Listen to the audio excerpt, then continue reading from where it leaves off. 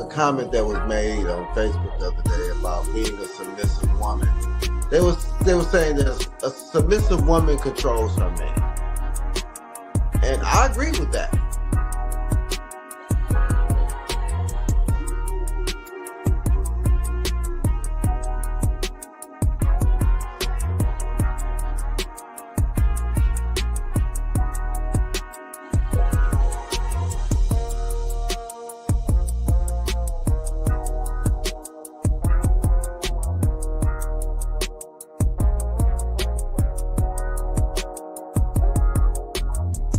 I think until we begin to talk in honesty and transparency and stop pandering to both sides, especially to the sisters, because there is so much entitlement, and because men have been quiet for so long, and it's been the men that has been quiet were the type of men that y'all really need to be listening to. The men that doing the most talking ain't the ones, they don't have nothing to say anyway.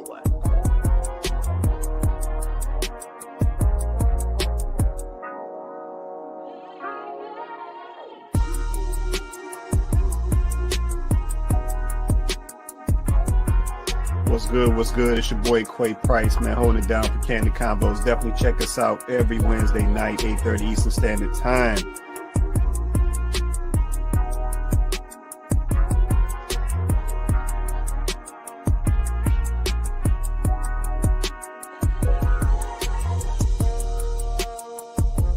People today, they lazy.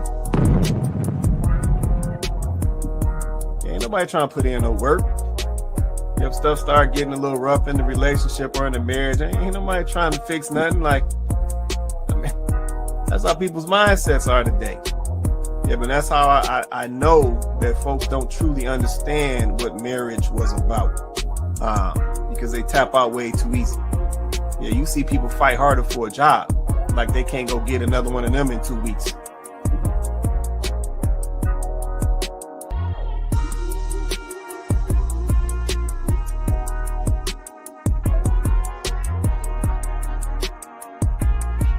Yeah, she's talking about these guys coming to these foreign countries and sourcing out these foreign women because they possess these character traits. Yep, they're more cooperative when it comes to a man, or they're more cooperative when it comes to a marriage and a relationship.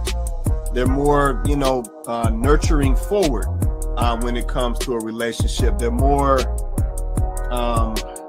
I don't even want to use the word soft, but I'll use the word soft. They're softer when it comes to, these relationships and interactions with men and so forth. And like I said, we definitely got to be honest. We see a difference, right? We see a difference. And I think, Chloe and Tay made some good points earlier. A lot of this stuff is based around money over here in the West.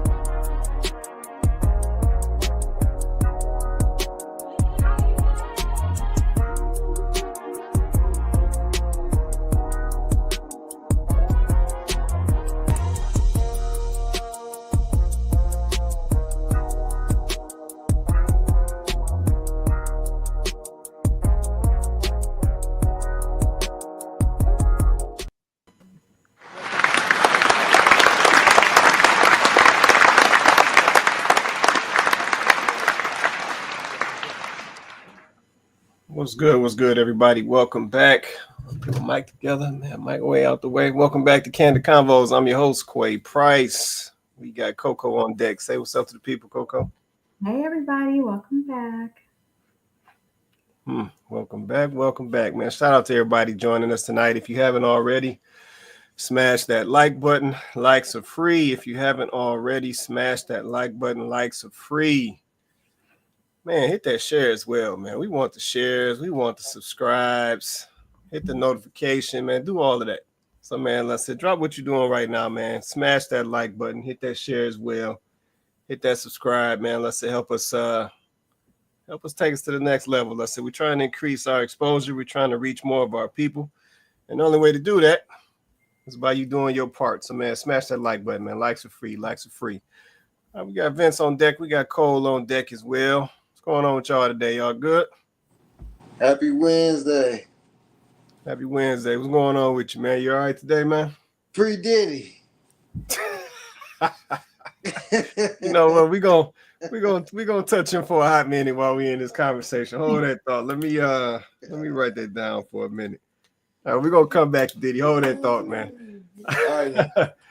All right, shout out to y'all once again joining us tonight. Let me do this real quick while I'm thinking about it. Let's see. All right, here's the link to join us on the panel. You can drop this in your Google Chrome, your Microsoft Edge. If you're coming through Apple device, come on through your Apple device. But man, join us on the panel, man. Get in on this great conversation. I said we want to hear from everybody. I don't care about age, gender, experience. It don't matter. Yeah, but everybody come to the conversation. That's the only way we're going to move in a better direction. So once again, here's the link in the video feed. We also have this link in all the chat feeds as well. So you can catch it at the Kandid Konvos page on YouTube or Facebook. And like I said, join us on the panel. I'll leave this link up here a little bit as we get into the conversation. I heard somebody else pop up. I think that might be, was Cole. She just dropped off. Okay. Well, let me go ahead and do this. We'll get right to it. We ain't gonna hold it up tonight. So topic for tonight. What went wrong with black men and women? Man, what ain't went wrong, man? Goodness. Man, topic for tonight. What went wrong with black men and black women? Okay. I said, anybody need the link, let me know. I'll get it back to you. I'll put it back up in the feed, but it's in the chat feed. So grab that, join us on the panel. Like I said, if you do want to come up, you got to show your face real quick. Let us know it's you. We got to know it's real before we let you up. And then we'll get you up on the panel. You can say what you got to say. Get it off your chest. Let me check in and see who's in here early. Let's see. Shout out to my guy, Donovan, in the building. He said, what's up? What's going on, Donovan? Appreciate you hopping on with us tonight, holding us down. Man, shout out to Kenyatta in the building. She said, happy Wednesday. Appreciate you hopping on with us, sis. Always holding us down on the platform. See, JR just hopped on. Hoodied out. What's going on, man? You all right, man? Yeah, the sun's gone. It's a bit chilly now. We had about a good 30 degrees, something like that for about 3-4 days. Man, okay. Well, I guess you were bragging last week. Sorry. You were bragging last week. Well, I guess back to reality I go, I guess. All right, we just getting started, man. We just getting started. All right, so we got a couple who came over tonight. We got a new young lady that got sent over. Actually, she got two in here. Explicit lyric. That's the content creator, explicit lyric. Okay, we'll see what she got to say. There's a couple videos down here. We'll start with somebody just popped on. Well, I'll let you handle it. We'll start with number one. Some lady that had a baby with Lil Boosie was on the internet bragging about how you need to choose your baby daddy wisely and how the right baby daddy does this, and that. And all the people in the comments was like, yeah, that's right, girl. And I'm up here looking like, y'all ain't never heard of no husband? I will never, ever be the friend that's going to high-five somebody into a divorce.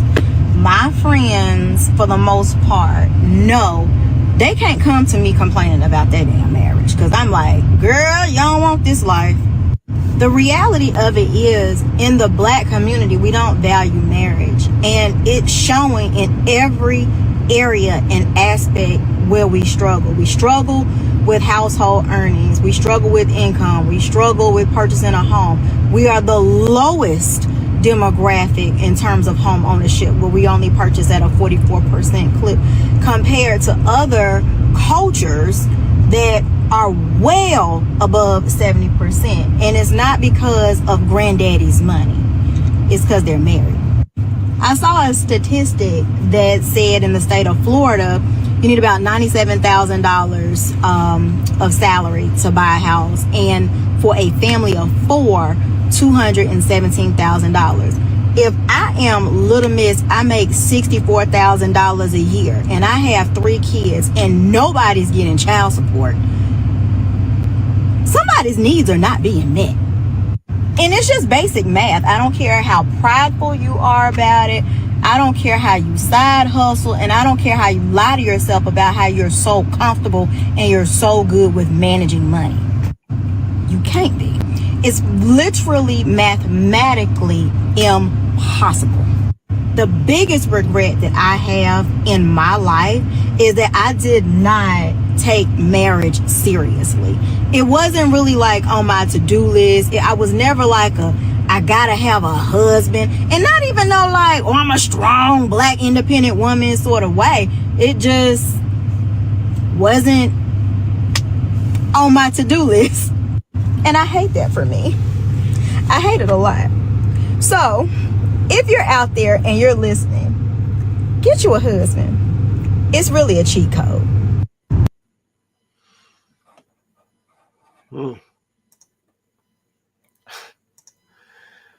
Man, okay. Well, we talking tonight, man. These folks. So yeah, we talking tonight. What went wrong with black men and women? Okay. Well, y'all all saw the video. Y'all saw what the young lady said. She dropped a couple gems in there. See, Kenyatta said, baby daddy, that's where they went wrong. I hate that term. I hear it every day at work. Yeah, no, it's just running rampant out here, Kenyatta. It's running rampant. She also said, not a cheat code. Yeah, no. She might be saying something right there, Kenyatta. She might be saying something.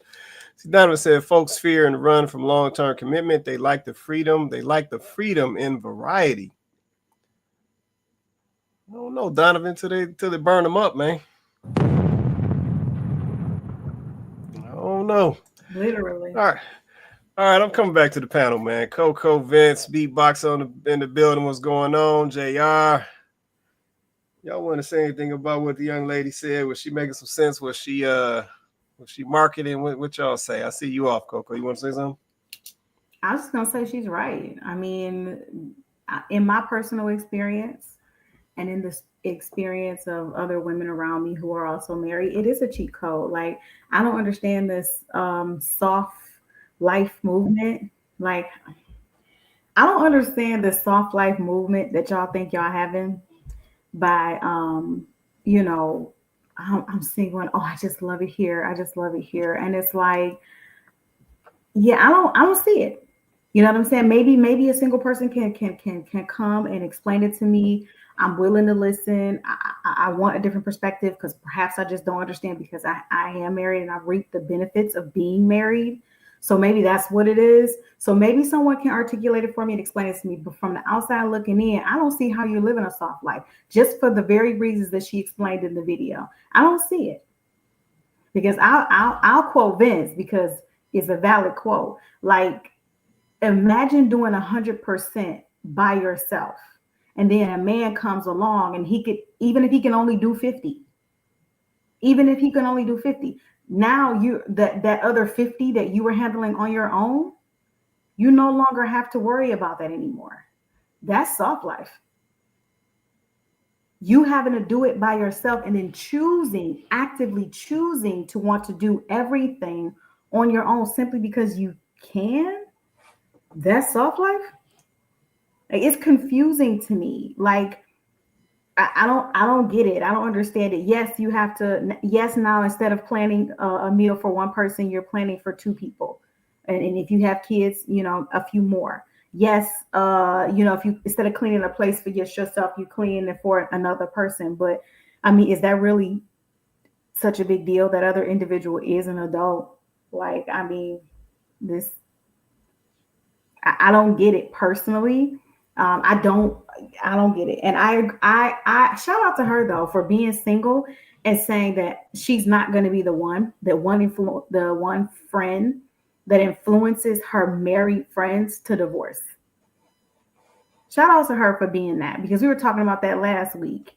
Like, this is what's happening. So I agree with everything she said. Okay, I appreciate that right there. Anybody else want to go? Just come off and you go ahead, Vince. I think what happened was maybe in the 60s and 70s when the feminist movement came about, and when we as African Americans started to believe that it was not in our survival to be married.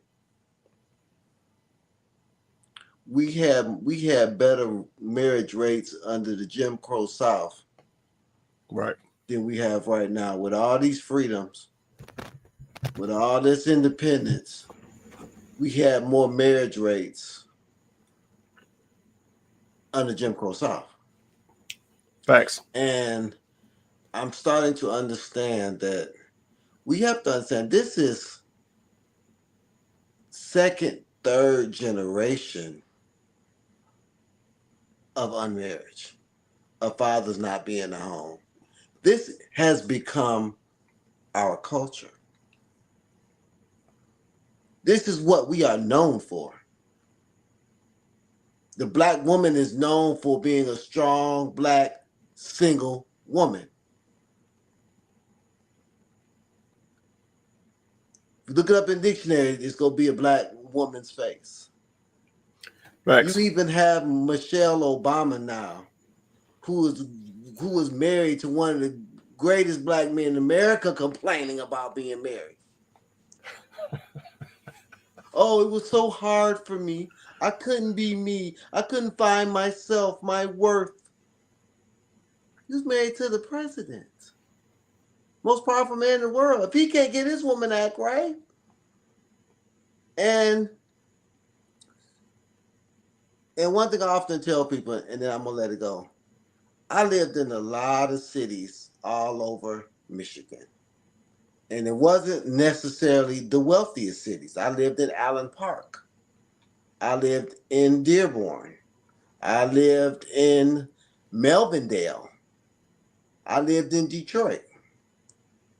And the only thing that was different in better communities was marriage.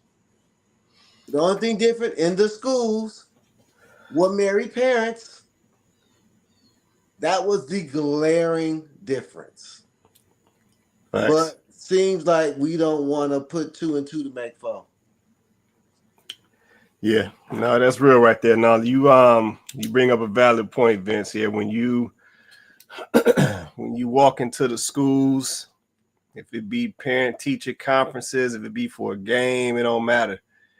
I have to agree with you. That is the instant difference that you see. Yeah, you see families, you see pops, moms. You know, you might even see the little dog with them, and then you go into other areas, and it's just all these single folks. You know, what I'm saying, these individuals. You know, what I'm saying, with kid. Yeah, so now you make a valid point, Vince. Yeah, and I think that that's definitely something we got to change. But yeah, the schools definitely showcase how bad it is or how serious it's gotten over the years. So now I definitely agree with that. You know, I don't know if anybody else want to say something. Beatboxer Joe, JR, anybody, if you're good, just stay on mute. Come off mute if you want to. Go ahead, Joe. You there, Joe? Yeah, we can't hear you, Joe. Yeah, I'll come back to you. We can't hear your audio right now, Joe. You might have to drop off and come back home, man. Anybody else right now? Beatboxer JR, y'all good? Okay. You want to try it again? You want to try it again, Joe? Yeah, I still can't hear you. Okay. All right. Well, yeah, let me add this because that's a couple things that I heard. Listen, okay, Joe gonna drop off. A couple things that I heard that definitely. So one of the first things that I heard that she said was that Black folks are purchasing houses at a 44% clip. You know what I'm saying, in comparison to some other communities. That's alarming. Yeah, that's alarming hearing right there. And I'm not hearing that right there. And I'm not even concerned about why you purchasing. Because I said, I know people got their reasons. If it be for a family, if it be for investment, you know what I'm saying? You may be running the business out of the home and you just need it for that. So I know everybody got their reasons. But 44% in comparison to these other communities, that's a little concerning. Yeah, that's a little concerning. And that definitely says that there is a financial piece that is lacking. There's probably a credit / support piece that is lacking. And then too, there may just be a confidence piece that is lacking. Yeah, because we gotta, like I said, we gotta consider that. Yep. Over the years, we've gotten the opportunity to learn that we have always been stronger in numbers. Yep, and that applies to relationships as well. You can do so much in a relationship when it's two of you. Yeah, versus when it's just one person. And I'm not saying that one person can't achieve things or make things happen. We've all seen it happen. Yeah, but it's so much easier to make things happen when you are in a relationship or you have some support from somebody. But we talking relationship and marriage at this point, right? But when you have somebody backing you or supporting what you're doing, it's so much easier to make it happen.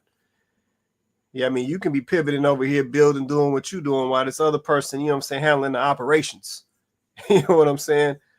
You know, sometimes in a single scenario, that's not going to happen.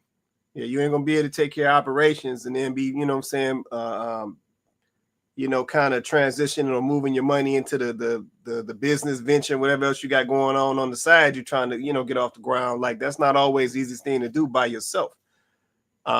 Then you factor in debt and all of those other things. So just the power in numbers piece of it, I think, is important. And I'm not sure why we keep pulling the priority or dimming the priority of the importance of having support, you know what I'm saying, and working as a team. I said, we all know that I said the power is always in teamwork.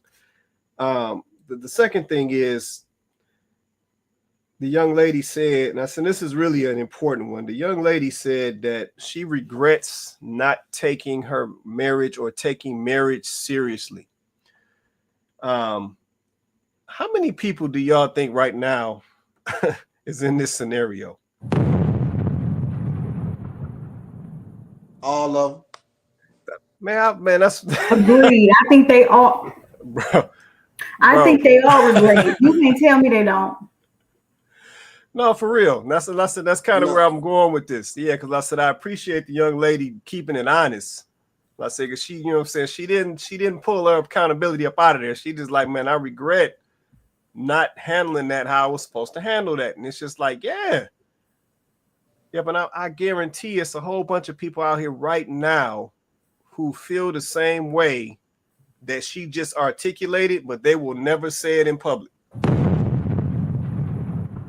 Quay, I know so many ladies I talk to passed up on their college sweetheart, passed up on that good guy when they was 26, 27, because they felt like he wasn't enough or they could do better.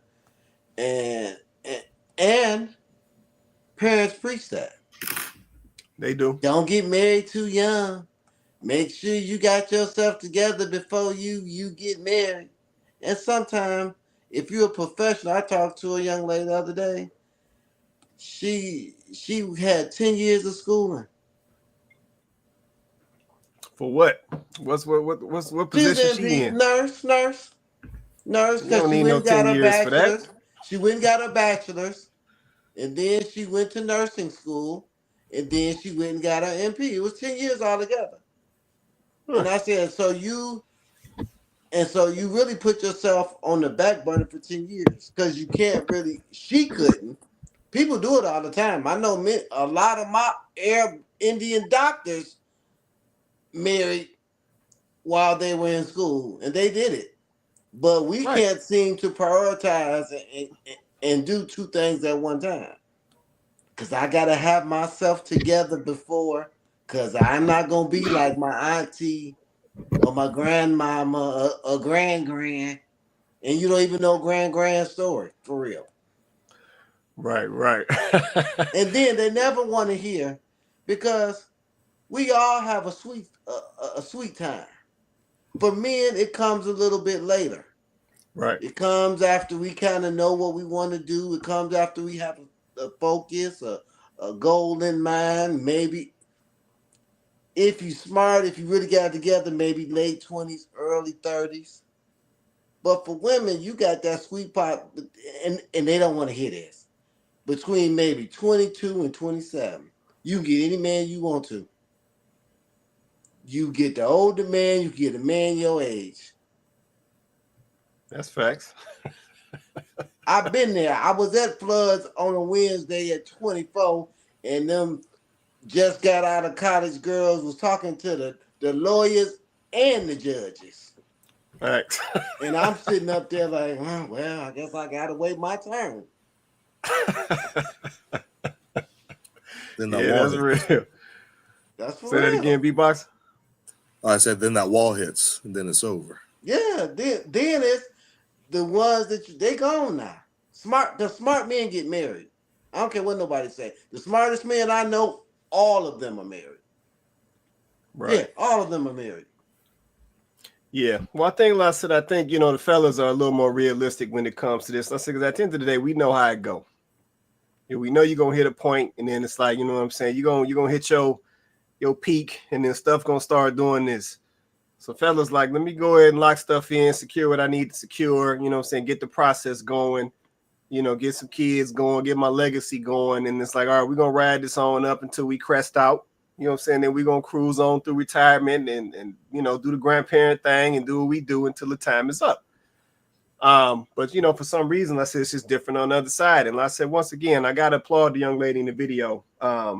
She also said that marriage was not on her to-do list. And I'm like, here we go again with this. Yep, it's not on your to-do list.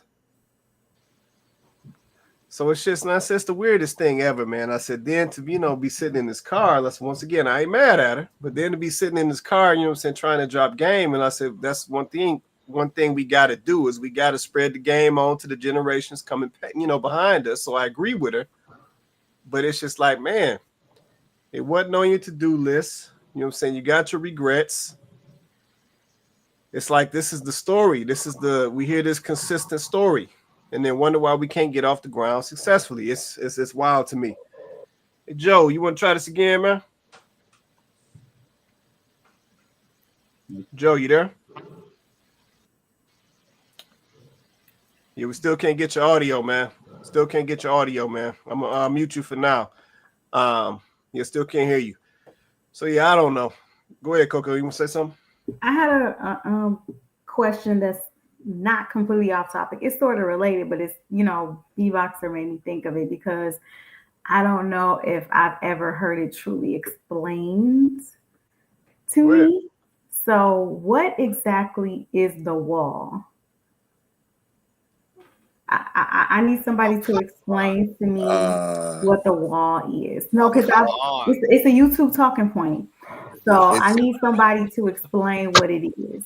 I mean, all it is just simply that for women, you only got a certain amount of time that you're going to be the hottest you'll ever be, the most attention you're ever going to get, and obviously that coincides with childbearing as well. At some point, you're not going to get the attention that a lot of women get. Like, you know, everybody gets this, but women especially, you're not going to get the male gaze, as we would say. You're not going to get men catering to you as much, and you'll become invisible. That's what the wall is, right? So, and sometimes depending on... Whoa. Hold on one second. I mute you, Joe. Yeah, hold that thought, Joe. We'll test you out once our B-Boxer get done. Go ahead, B-Boxer. Joe sounds like Darth Vader.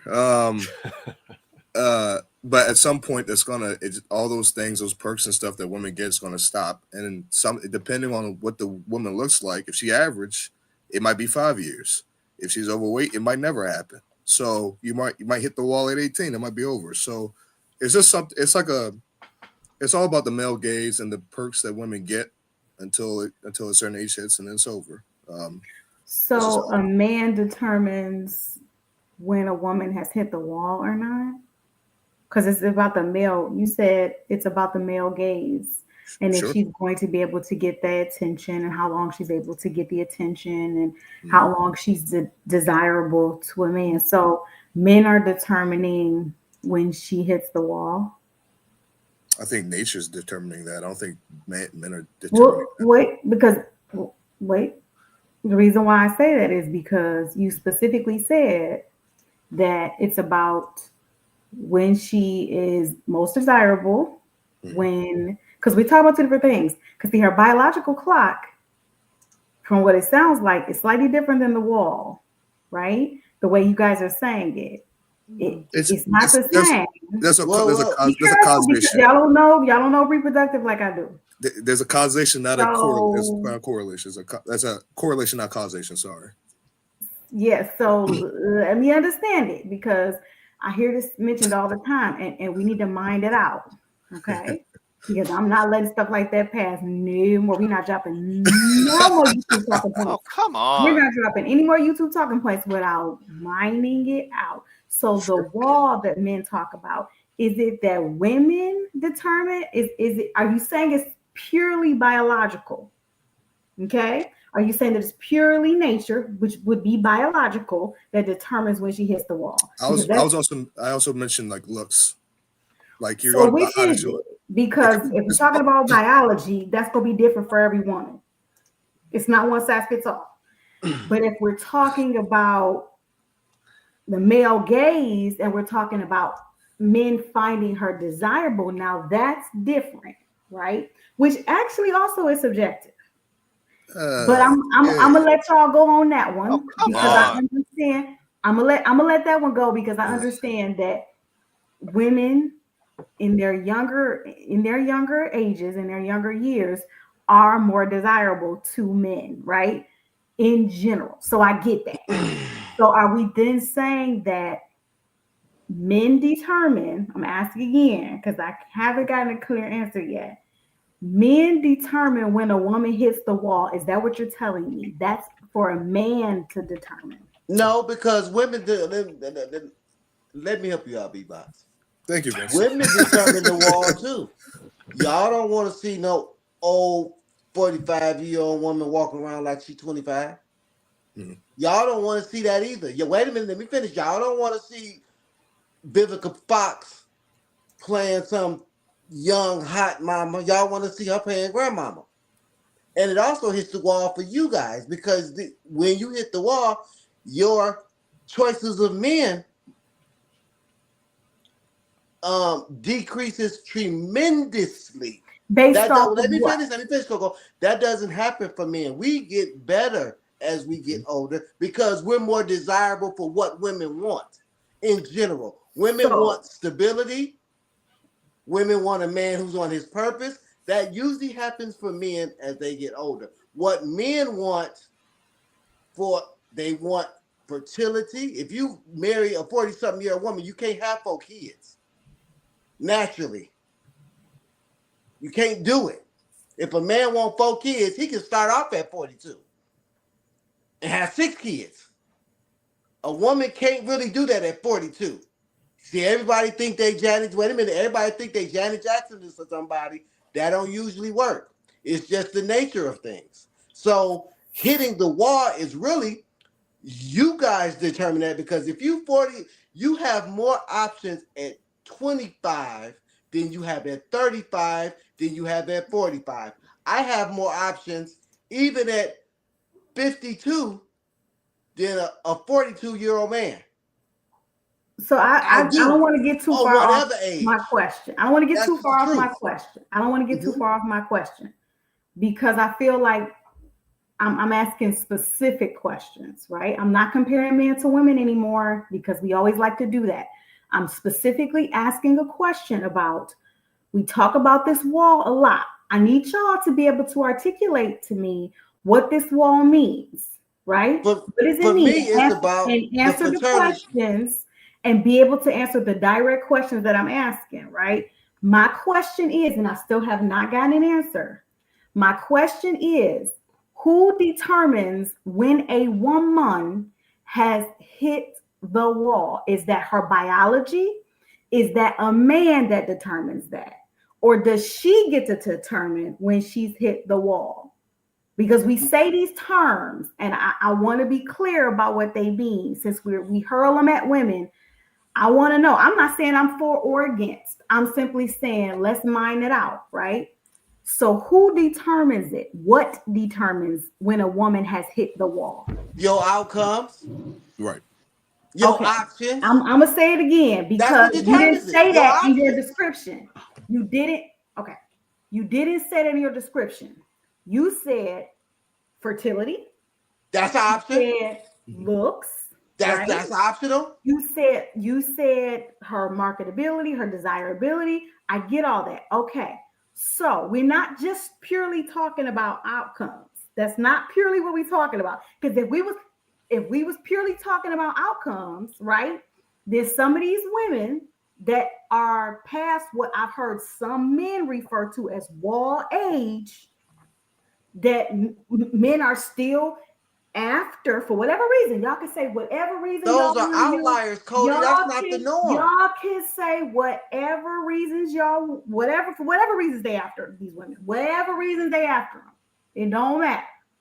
They still. You mean, are they getting married? They still find them desire. Y'all didn't say that. See what I'm saying? Don't move the goalposts.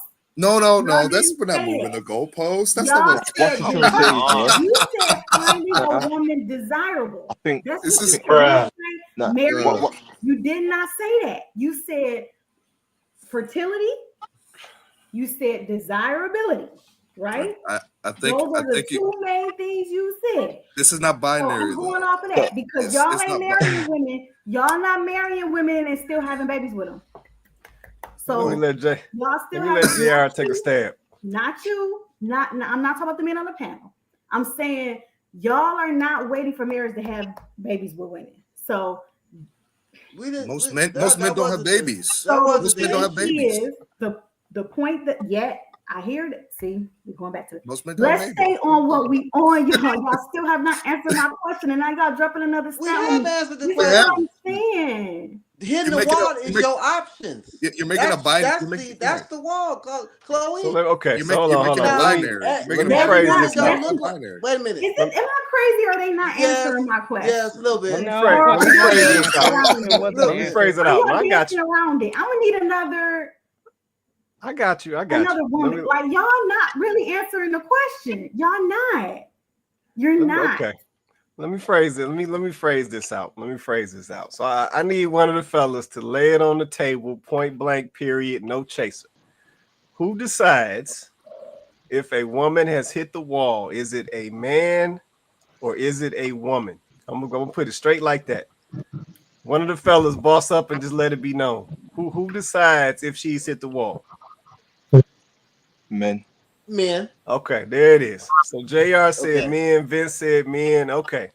So to answer your did I not say it right? Because I feel like I asked it. It's more complicated. It's context. It's more complicated. I asked the question the same way. It's not that said, simple. Who determines? It's not that simple. I think it's not what that Mr. What Mr. Focus allude to here is like the question is a very good question, right? Because she's basically saying somebody or nature has to decide, and the answer to that question would then become subjective to each individual, I guess. But a perfect example of that would be who just got married there. What's his name? Jeff to what's that lady? Lauren, something like that. Jeff Bezos, yeah. Yeah. Mm-hmm. And she's 50-something years old or whatever it is. Mm-hmm. And he's how old, right? So that would be equivalent to me being 29, 30, dating a woman that's 25 or something, to Jeff Bezos being 67, 77, whatever it is, to dating a 50-year-old. So to him, she hasn't hit the wall. To him, because she's still a younger woman to him, I guess. So if that answers your question, Ms. Coco, I don't know. Yeah, it does. And because I'm making a larger point, right? It's not even necessarily if hitting the wall, it's not even necessarily what the point about the wall. The point that I'm actually trying to make is we spend a lot of time arguing these points, and I think this is part of what has gone wrong between Black men and women. We spend a lot of time arguing these points, right? About the wall and the statistics of who's making all the babies and who's not having babies and all of these things. And this is not to dismiss them like they aren't factual pieces of evidence here. That's not where I'm going with it. Where I'm going with it is, are we so hyper fixated on these things that now we're saying things, but they don't leave room for life. Like in real life, They don't leave room for that. Like, we know that Bezos and his girl is an exception, but it's a good example. It's still an example though. But we know that's not going to happen for every woman. We know that's not going to happen for every 50 some odd year old woman, right? Like that's not going to happen. Okay. She is obviously an exception. This is an exceptional situation. So I wouldn't take something like that and try to use that as a proof case because it's an exception. However, I would say when we talk about the wall, there is some validity to it being subjective. And the reason why I say that is because unless you purely say it's biology and only biology, then you kind of got me there, because at a certain point, all women are going to get to the point where it's going to be harder and harder for them to have kids so they can't anymore, right? So I can't argue with that.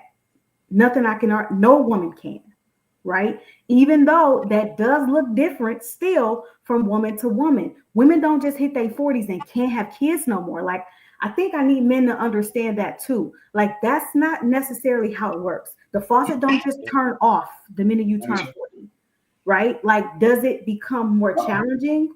Yes, but then there are more women than you probably know that continue to have babies in their 40s, right? So I don't want us to get so stuck on that we don't leave room for us to actually have the conversation, because we just throw that out there and then it's just like done, right? So that's why I'm saying what I'm saying. That's why I'm saying it. The bigger point that I'm trying to make is not about whether the wall exists, whether it don't exist. That's not even the point I'm making. The point I'm making is some of this stuff that's got us arguing back and forth, like this wall and some of these stats that we're arguing back and forth about, we can't get to the conversation because we throw these out. We just, we throw them out. And then that's supposed to just like dead everything. And it stops us from being able to go forward. Like the stat about, okay, well, it's only a certain small portion of men who are getting all the women knocked up. So we throw that out there, and then now we don't get to actually have a conversation about how this affects the community and what we do about it, right? Because it's like, well, it's only a small amount, and I'm not saying you guys feel that way, but it's only a small amount. So what are we talking about them for? And it's like, well, we still have to have the conversation because it still affects the community, right? Like we throw this stuff out, and it's supposed to just be there. It is. That's why, boom, she hit the wall. It's it for her. It's over. Throw the wall away. And it's like, we need to keep having this conversation because this stuff still affects the community. If we're talking about what went wrong between us, we have to have these conversations, whether she's hit the wall or not.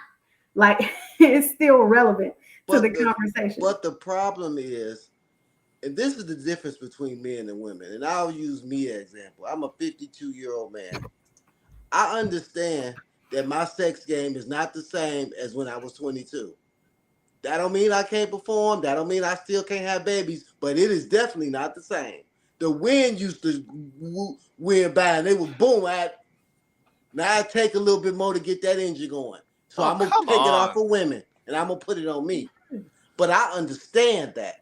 A woman will go around, know she got 2-3 baby daddies, know she fat, but then she want to ask for a 6-figure dude. Men know what we qualify for. I understand if I was to ever get divorced, which it ain't gonna happen. If I wanted to go out there and get me a 25, I understand I gotta pay for that. I would have to pay for that. And if that's what I wanted, I would be okay with doing that. But a woman would, well, I can still have Russell Wilson, the woman that every man wants. I mean, the man that every woman wants.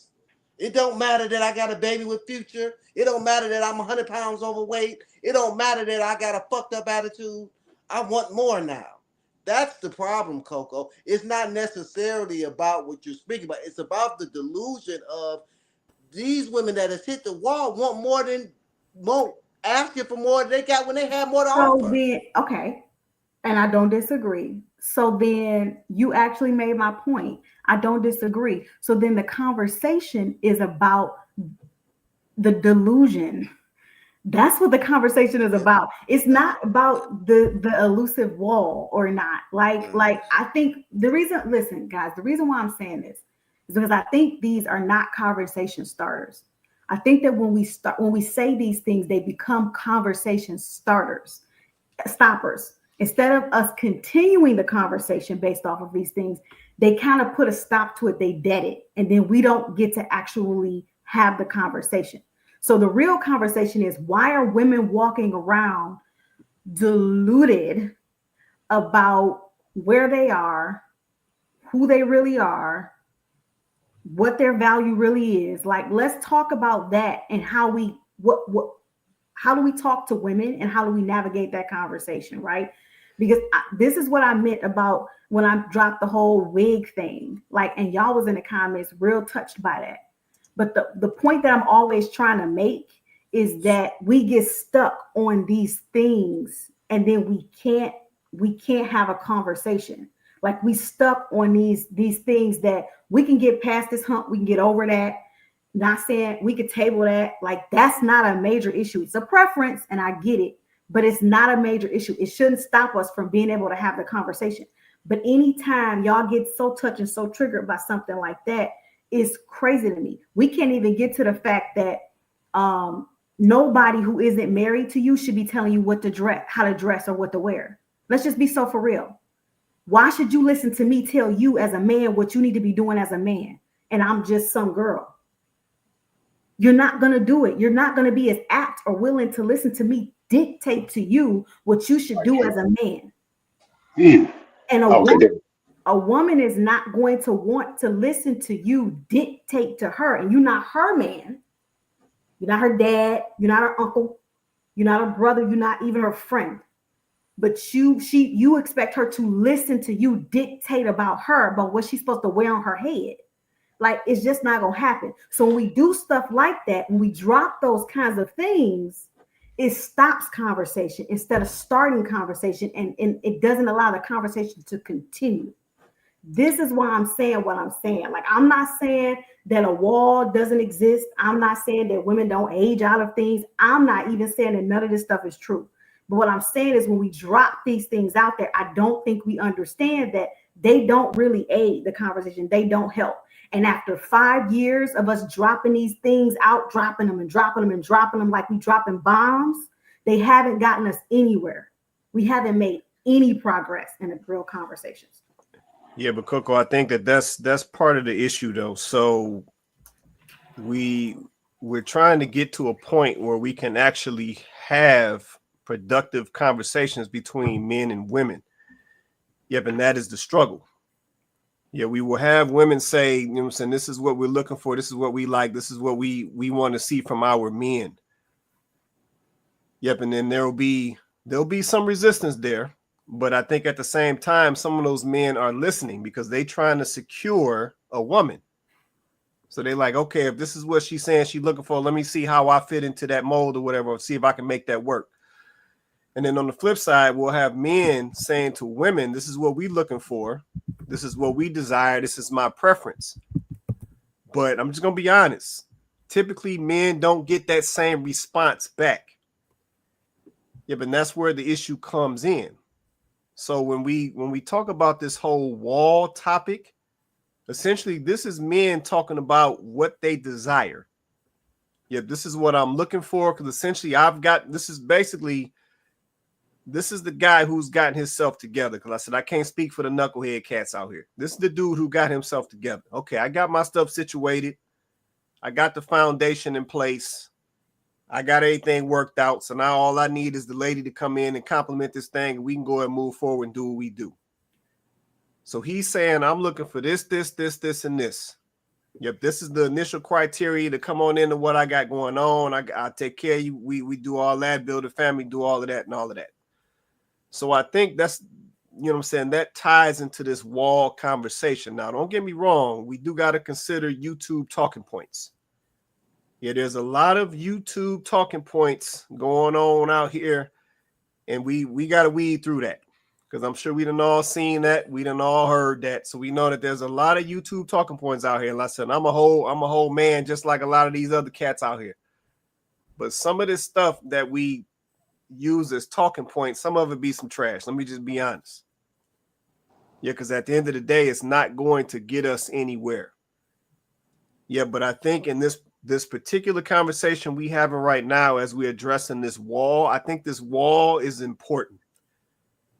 Because at the end of the day, the goal is to establish relationships. Yep, it's to establish relationships. So men do have a virtual wall that they are essentially kind of characterizing or comparing women to, or level setting women to. And then I think, you know, saying in the same conversation, I think women, they probably have their own version of a virtual wall that they are level setting men to as well. Yeah, but the problem is we don't want to have a real conversation about each other's wall. Yep, and that's the problem. Yeah, men have expectations for women. Women, I need y'all to understand that. Yeah, let me just go ahead and go there since we're having this conversation. Ladies out there that's going to watch this video, that's listening to this video, I need y'all to understand. Men have expectations for y'all, especially the one that he is selecting to be his wife and build a family with. He got expectations.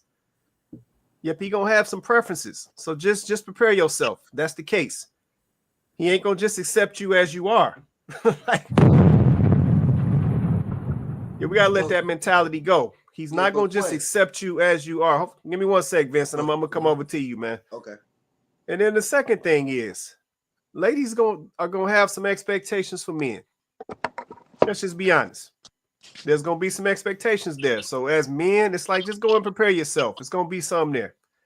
Let me come over to Vince, and I'll come back to it. Go ahead, Vince. I think the fundamental problem, and this is why Kevin Samuels was so effective, because he Wait, hold on 1 sec, Vince. Who got the audio? Hold on.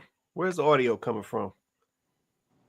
All right, go ahead. Try it again, Vince. Some feedback. He was talking about the men that these women want. He Facts. wasn't talking about Pookie. He wasn't talking about baby daddy. He was talking about college educated, no baby daddies, wanting to have a traditional wife, wanting to have a family, wanting to have a kids, and wanting to have legacy. And when he told them that they have to compete for that man, oh, I ain't competing for that. I ain't competing for nothing. He should be happy to be with me. We have lied to our black women so much that it's scary. Even with this whole situation that we got going now in the media, don't nobody want to say they did with some hoes. Be careful, Vince. They did with some hoes.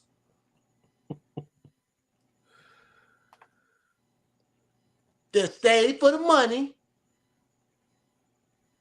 and liked it until the money ran out.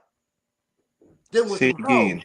And the one thing I'm confused about is that women complain about they got so much women taught this so much independence, so much I can do it for myself, so much. But then when you hear, oh well, he had me trapped, and he controlled my life. Bitch, please. You knew who that man was, but you seen how much money he had in his pocket, and that was your decision. But don't nobody want to say that. Don't nobody want to say that, but that's just the truth. And I got daughters. I love black women. But sometimes we all make some fucked up decisions. And we can't make fucked up decisions then at the end call the fucking victim. That's facts. The girl had a husband. Come on, had a husband. She said the man raped her. She went back to him the same night and had consensual sex. Come on now. Really? Oh, she has mental. Come on, people. We can't just tell the truth. The bitch got to pay out. Come on. And y'all looking like, oh, yes, come on. She got to pay out $30 million. The other one had a baby with one of the biggest rappers in society, and she's still tricking. Come on now. They ran up into that man's house in 3 different states, and all they found was some baby oil. Y'all, okay. Oh, But he's not innocent. He's not innocent. That's Let's not not do innocent. that. He's Let's not innocent do for. that. Wait a minute. That's- He's He's not innocent for innocent. what they We're not accused gonna him do of. that. Come on. He's not come on, innocent Vince. for what they accused him of. He's And I'm not saying this innocent. because let me finish. No, If we're not gonna do everybody that. had a Vince. camera through people's lives and their relationships, come on now. You Let's can stop. think, Now, okay, you can Quay you and can Chloe. feel however you want to feel about Vince. the women, but he's Hold that not thought, innocent. man. We're not gonna paint Hold that that picture. thought. I did We gonna not, come I did back. not say We're not gonna do that. I'm not Hold gonna that thought, what? Vince. Paint it for We what gonna- it is. We're gonna come back to the hold that He's thought, not Vince. innocent. We're not gonna do He's that. innocent of We're that. not gonna do that. He's innocent of that. He's not He's innocent. innocent of that. He's not innocent of doing any of the things that they said he did, and he actually didn't say he didn't do them either. Let's just walk through this. Hold His that defense thought. We attorney gonna never said he didn't do that stuff. So we're not gonna do all that. You can feel how you Hold feel that about thought. the women and all of that, and I'm not gonna. They I don't know if consensually went. it They is was what even it setting is, them up, Chloe. but he They got did not claim to be immunity. innocent, It and was he's in not. the thing that they were calling these men. They were Next. calling these men. He Setting it did up, not Chloe. claim to be innocent, and he's not. Defending Diddy is And crazy. this is the problem. not This is the problem. They'll throw a black man in jail for just something he did 40 years ago. Nah, Vince. Stop sound- that, y'all. Let's nah. stop. Man, Let's hold keep that going thought. nowhere Hold that fast. thought. sound Hold like- that thought. Vince, Hold that He's Vince, not thought. sound like innocent. I'm not even about to let that fly. Let's Vince on is- to the next. Vin- What did Joe have to say? Vince sounds like a Hold Democrat it. right now. Vince, you're a Democrat now, Vince? You're a Democrat? You gonna join my team? You gonna Hold join I'm that me? thought, independent. man. I gonna come go back. about what's right. And see, I'm not a hypocrite. I'm not going to sit up here as a 52-year-old man who had a bunch of relationships and not say, if they take that. But see, most men ain't going to say that. Most men Hold ain't that- going to say what they really did if the cameras was on. Y'all Y'all every ready? move. Y'all ready? Because this gonna go nowhere. Hold that- fast. hold that Y'all thought, every Vince. Hold time that y'all thought. done had It's gonna sex go with nowhere Charlie, fast. just come on, baby. Hold that thought. We're gonna come back. We're gonna come back. Hold that thought, man. Hold that thought. That's Let's what I I say mean. something? Chloe, y'all lie to each other, and then you wonder why y'all delusions. We Hello. gonna touch it. Just hold on. We Can I gonna say touch it. Just something? hold that thought. Go ahead. You sure? Is that you sure? How you doing, Yeah. man? All right, man. Okay. Well, the sister asked when I came on, and she asked how did black men and black women get here? I think that's what she asked. Okay, that's what we should be talking about. My point is that we got here because back in 1967. Now I'm going there. I'm not going to take it further back. In 1967, 68, there was a sex thing going on between black men and black women. Okay, that there were black men who went to Vietnam, came home. Some of their women were pregnant with other men's children. Then it was black men and black women meeting up. Neither one of them had the intentions on being married. It was about lust, period. So out of that came anger from black women because they just assumed that some of these men was going to marry them. That was not the case. So that generation of children that came out of that, those black mothers had disdain for those black men who they freely lay down with, knowing that he was not going to marry them, and she didn't have the intentions on marrying him. It was about lust. So the anger was that you heard black mothers saying what to their sons? Are you just like your father? Or you have black mothers saying this to their daughters. They start teaching their daughters how to be more independent because men were no good. So we had a generation of coming up. I'm 58 years old. I seen it. I grew up in the housing projects in Wilmington, Delaware. I seen it firsthand. I saw when the welfare folks came around and checked, that man was not supposed to be there. His shoes and everything would go. They would hide his shoes and everything, his clothes, his underwear, hide them. So I'm saying that there was some anger there, and those men and women of that time did not come back to the table and shake hands and say, hey, we have to shake hands and unite for the sake of our children to see us being together, because our children and both of them was disunited. They didn't like each other. They hated each other. You know, my dad was sick before he died. My mom would not go in there and see him. She would not go in there and see him. I said, wow, you laid with this man. You can't go in there and say hi to him? Really? That's insane. So I'm saying that with that came this anger. So we got a generation of black women who just had disdain for black fathers. They don't like black fathers. They don't like black males. So that's where some of this is what we got. This is the beginning of what we have today. And it is festered and festered and festered on until Generation Z, X, whatever you want to call them, it continued to do just that. So now we at time. Now you have black men who got tired of being beat up in movies and Color Purple and Waiting to Excel. Black men started talking. Said, wait a minute, hold on. All this ain't on us. We both need accountability. So when black men start speaking up, then black men got the charge that he was emotional and he was arguing with women and all that. No, black men began to talk. That was the issue. And he began to try to correct what was been said about him. So I'm saying, from my experience, I'm 58. Like I said, I'm 58 years old, single with no children. Okay, so no sister can tell me a goddamn thing about being a nice guy and all that stuff. Save all that. I tell them in a minute, get out of here. Every time I tell a sister I don't have children, guess what she say to me? What's wrong with you? I go, really? So we have accepted the normacy. It's normal for us as black men just to go sleep with other women, have children, because our women now then accepted the fact that that's normal. Now they say that now, but what they do in social media is use that against black men by saying that they were deadbeat fathers. But you meet a man that don't have children, and then you think something wrong with him. What's wrong with you? You gay? No, dummy. I'm just responsible, and I'm not doing that. I'm not going to have children like that. I'm not doing that. So we do that. We get punished by black women. Black women now. White women don't tell me that. If I say I don't have kids, they celebrate me. They go, "Oh, you have kids? Oh, wow." Latino women don't say that to me.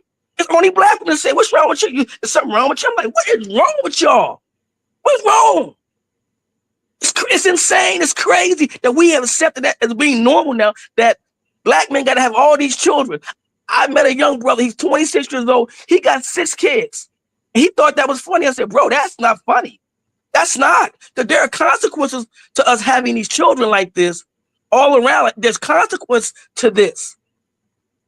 Now, optimistically wise, we're not doing all that bad as a whole. Black fathers are with their children, period, statistically. But there's 51% of black men who are single with no children. Do folks know that? Nope. They don't even care. But I'm saying that's what I had to say with that. I'm gonna back out, let somebody else talk. But again, this is what we got. This is how we got what we got. Those women of my mother generation, God bless her soul, she's gone now. But those women of that time and those men did not come back to a table and shake hands. They didn't do that. They let that fester, all that anger and confusion and lies. Some of these black mothers have lied on their father, on these men. They've lied. So I'm saying that again, this is what we got, and that's what I had to say for right now. Okay, no, I appreciate that, man. I said I appreciate that breakdown right there. Yeah, you made some valid points. I'm gonna come over to you, Joe, in a sec, man. You made some valid points, you know what I'm saying, in what you said.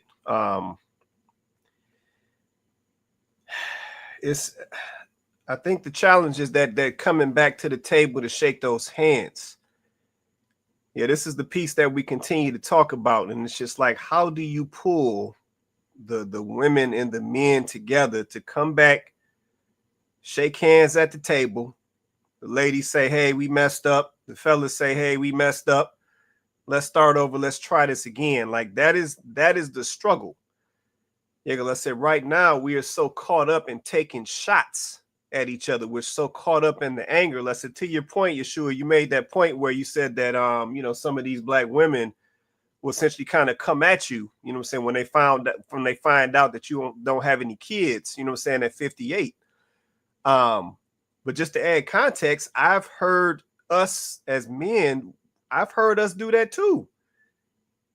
Yeah, we do that to Yeah, some of the yep, we yes, do that to some of the black yes, women out here. We'll go up to a yes. black woman and she'll be like, "Hey, I'm 40 years old with no kids," and we be like, "What's going on with you? Like, why you ain't got no kids by 40?" Like, and we'll look at her like she crazy, and it's like maybe she just being responsible.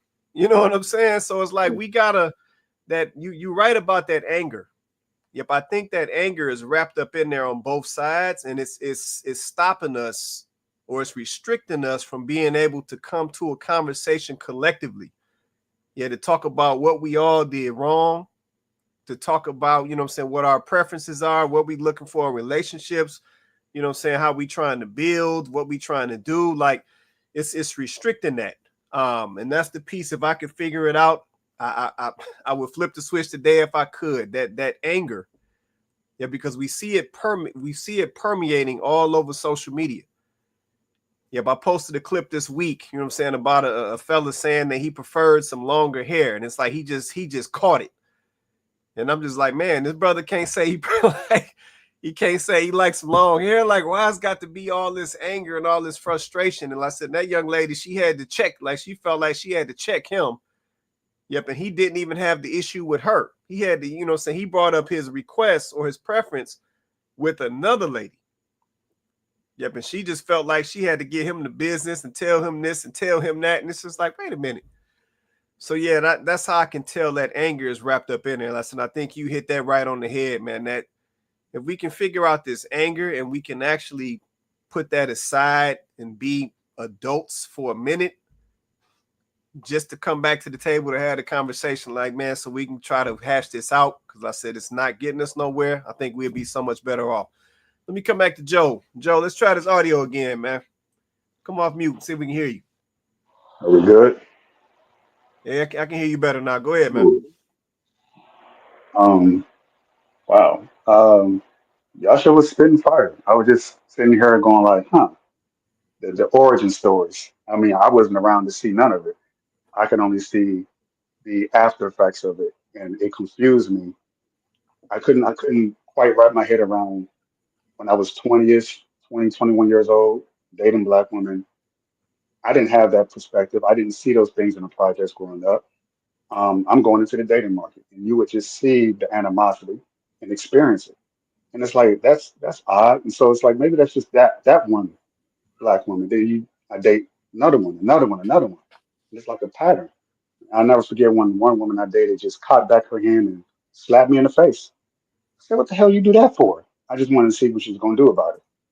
You wanted to test my strength? Why would you want to do that? So you want me to catch a charge? And I almost hit her because that's just a reflex, right? I'm like, wait, who does that? So eventually, you get a little older, you date a little bit outside of your race, and you say, "Wait a second, what? So what's the story here? Like, why are black women different from the Latinos, from the white?" And you hate to do the compare and contrast, and you say, "Well, no, it's got to be just isolated incidences."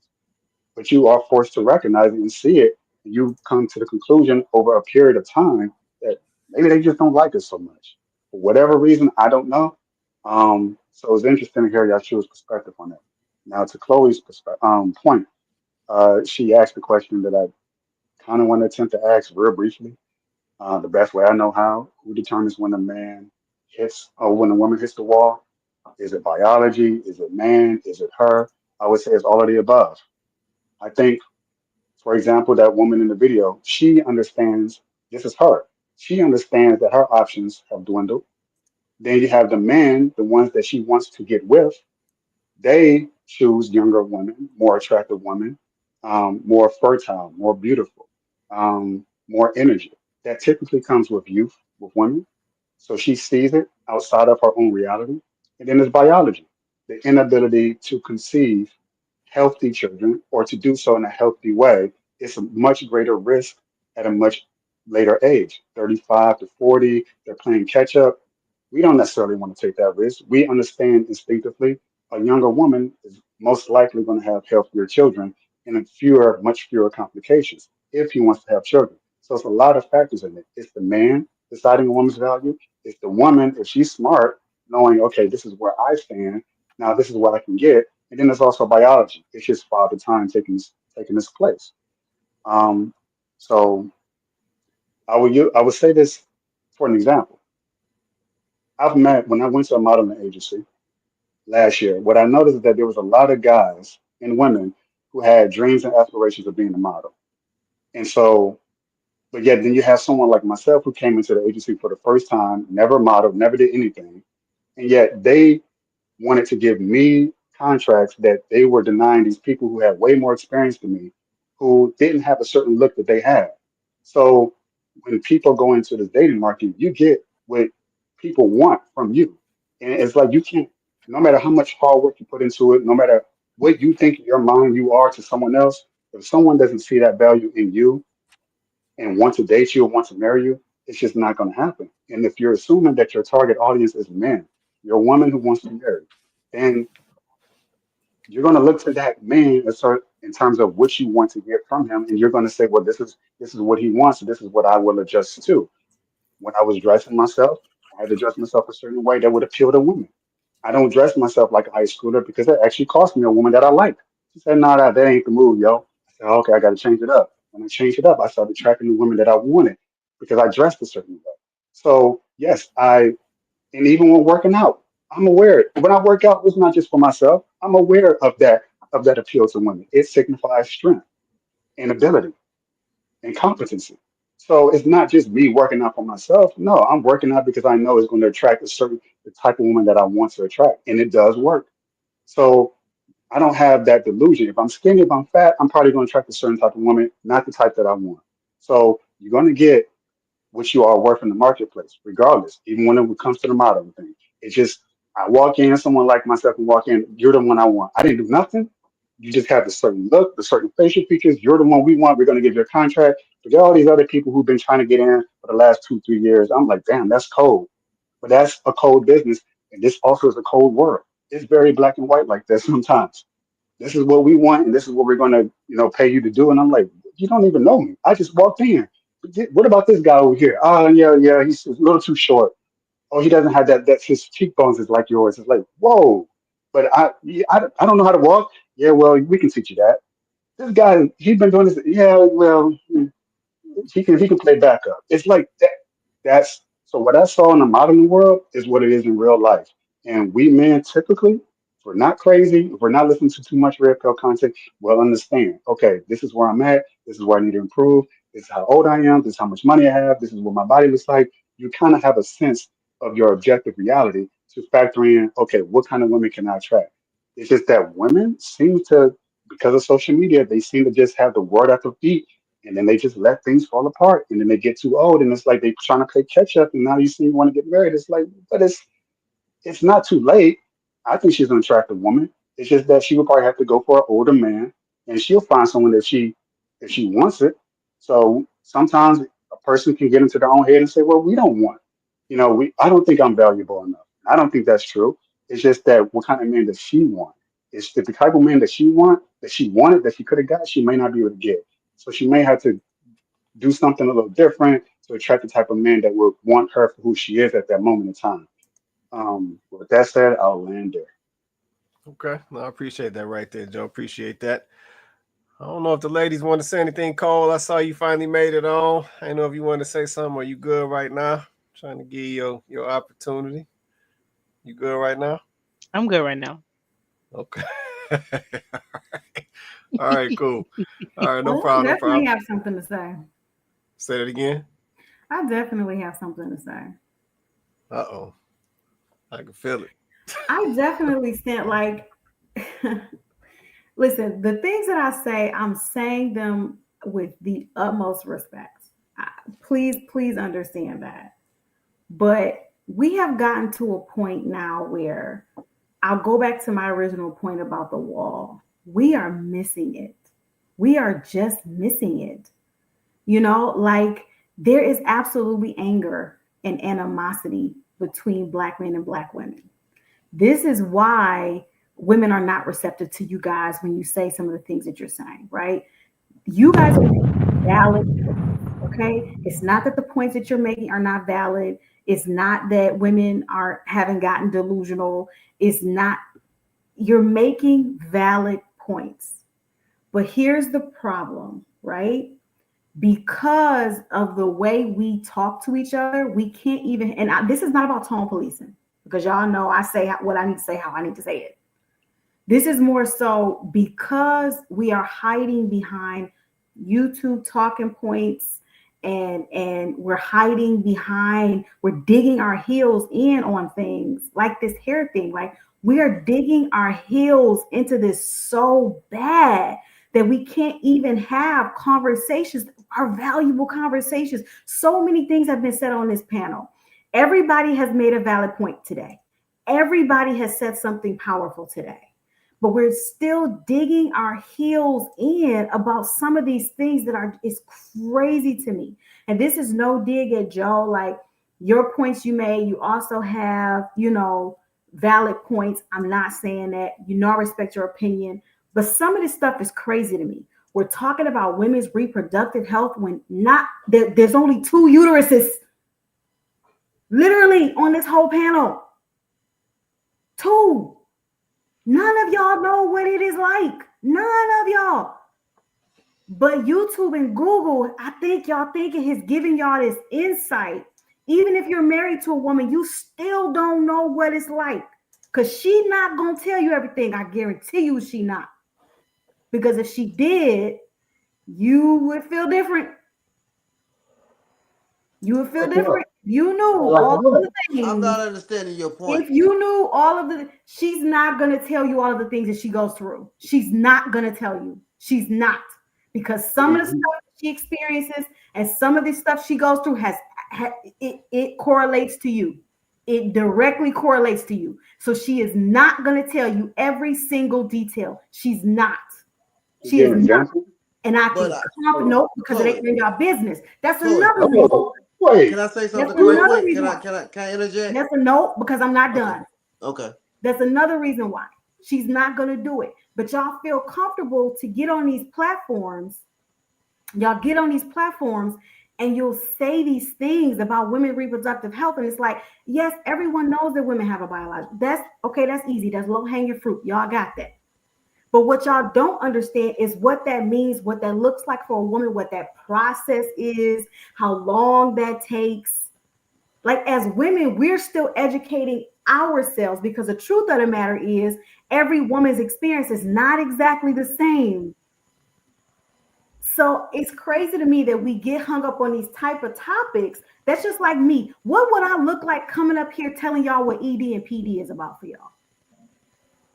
What in the world why would I? But it's a thing. Why would I be but it coming is a up thing. Here? It's a thing. Yes, but I don't know what that's about. So why would I be coming out here just dropping ED all over the place and dropping the term PD all over the place just because I've heard it, just because I've Googled it. Okay, I've Googled it, but I don't know what that means for you. I don't know what that experience is for you. But you don't have to know what it is. What that, yes, I do, because if I'm going to speak on it like I'm an expert, like some of y'all do, I'm not necessarily saying the men on this panel do that, but like some of y'all do, then I should probably know a little bit more than just the tagline that AI generates when I Google it. But I Chloe, should know more about it than that. Our point was that's crazy to me. So I'll go back to my original point. And my point is this. We get hung up on this stuff. We drop it all over a conversation like it's a bomb. And then we expect everybody to go, oh, yeah, oh, yeah, no, and I'm just like, that's not helping our conversation. And wigs and weaves, another thing, like, y'all, please, by all means, y'all, I love y'all for engaging. But this is crazy to me. Like, Black women absolutely have the ability to grow hair out their head. My hair grows so ridiculously fast. The only problem I have is not maintaining it the way that I should. And that's a problem for a lot of us as women. We're all into styling our hair and doing all these weird things and putting all these chemicals on them and doing all of this. That's why the hair won't grow out our head. It ain't got nothing to do with Black women not being able to genetically grow hair. That's another subject topic that, I'm sorry, y'all are not qualified to speak on. But then y'all want women to sit up on these panels and listen to y'all. stick to the things, the valid points, the valid preferences, the valid conversation that men can have with women. There are so many things y'all legitimately should be talking to us about. There are so many things legitimately that we need to hear from y'all. There are so many things legitimately that women need to take from men that I admit we are not good at doing because we don't want to accept the accountability of it once you drop it on us. But we get lost in the conversation when we're stuck arguing about the stuff that, quite honestly, is not something that y'all should be arguing with us about. Y'all should not be arguing with us or going back and forth with us about our biology. Okay. I'm confused. Chloe, wait, hold on. Chloe, that's not the y'all point. Should was, not be going back and forth with us. So going back to my original point about the wall, if y'all want to make the wall a thing of a woman is less desirable to y'all, I'm with it. If y'all want to make the wall a thing about you want a younger woman because you want to increase your odds of having a baby, I'm with it. But if we start talking about a woman's biology and y'all start trying to get in the weeds about that, y'all lose me and y'all losing other women too. Ain't nobody getting in the weeds. What are you talking about? Y'all do when y'all start talking No, we about don't. age and No, this over that and what she Chloe, can have and what she can't have. And Chloe. Y'all don't know any of that. Let's Y'all put it on don't men. know any of Let's that. take it off of women and Y'all let's put it on. asking y'all some questions about Chloe, how you've the been talking a female body long time. Can I make a works. point? Y'all not gonna be able to answer them. You're Chloe, not you gonna asked be able to answer them. Chloe, specifically the point what we is. thought. Stay, just leave that. Sit that one down. No, we're gonna talk about what we want to talk about because we men. Sit the wig Nah, down too. But you're not qualified to talk about it. That's You the point asked you're us. making. You asked us the You're not question. qualified to That's the talk crazy about part. it. You're but not. Chloe, can I prove the point? Chloe, this is what I'm You're saying. not. Okay, You're Chloe, not follow gonna me. prove to me. Okay, hold on. Chloe, Okay. About a woman's biology. Chloe, follow me for a minute. You're never gonna be able to talk to me about a woman's biology. Okay, let's get off of that. Okay, I'm gonna talk about a man's biology because I'm a man. Okay. I'm a 62-year-old man. I mean a 35-year-old woman. She know I probably can't have 4 kids. And she want 4 kids. Or she want the possibility of 4 kids. I thought you said you could have 4 kids. Nah, I'm saying 62. I'm saying older. I'm talking like 65. Okay, but you 65. still can't. I thought you said you still could have kids though. You could. Not 65. I mean, most men. It's not now really. I'm confused. Men are not biologically able to have 65-year-old man is not going to 65? have 4. A 65-year-old man in reality is not going to have 4 kids. Maybe 1. It's gonna be hard. It's gonna be a lot harder for a man at that age to have So children. my thing is, if she biological wants kids, she needs to go younger. Yeah, that will. we do. That's all I'm saying. We're not trying to biological clock y'all or nothing else. We're just saying if I'm a 42-year-old man and I want 3 children, I probably cannot have that with a 42-year-old woman, or the possibility of having that. That's all we're saying. We're not trying to police y'all bodies or nothing else. That makes your options, because men, the men that y'all want, the quality men, the men on purpose, the men on legacy, they want children. That's all we're saying. I'm confused. That's all we're saying. That's it. Talking point. That's it. That was it. Talking points into this. The talking point is that we're the ones with the biological clocks, right? And y'all seem to know exactly when that happens. And I'm gonna say that because that's what gets dropped. Listen, I can only go off of what gets dropped out of there. Now, if it has not come out of your mouth, then I'm not talking to you. Okay. So you don't have to get unnecessarily triggered. If you have not personally said this, then I am not talking about you. Oh, come on. And I don't mean just the panel, I mean anybody in the comments. If you have not said this, then I'm not talking about you. I'm only talking to the individuals who have said it. If you have brought up a woman's biological clock, then you have addressed this. And my point is this, right? Now I'm confused. This is why I'm always going to call out the talking points. Okay? Because the talking point was women had a biological clock, right?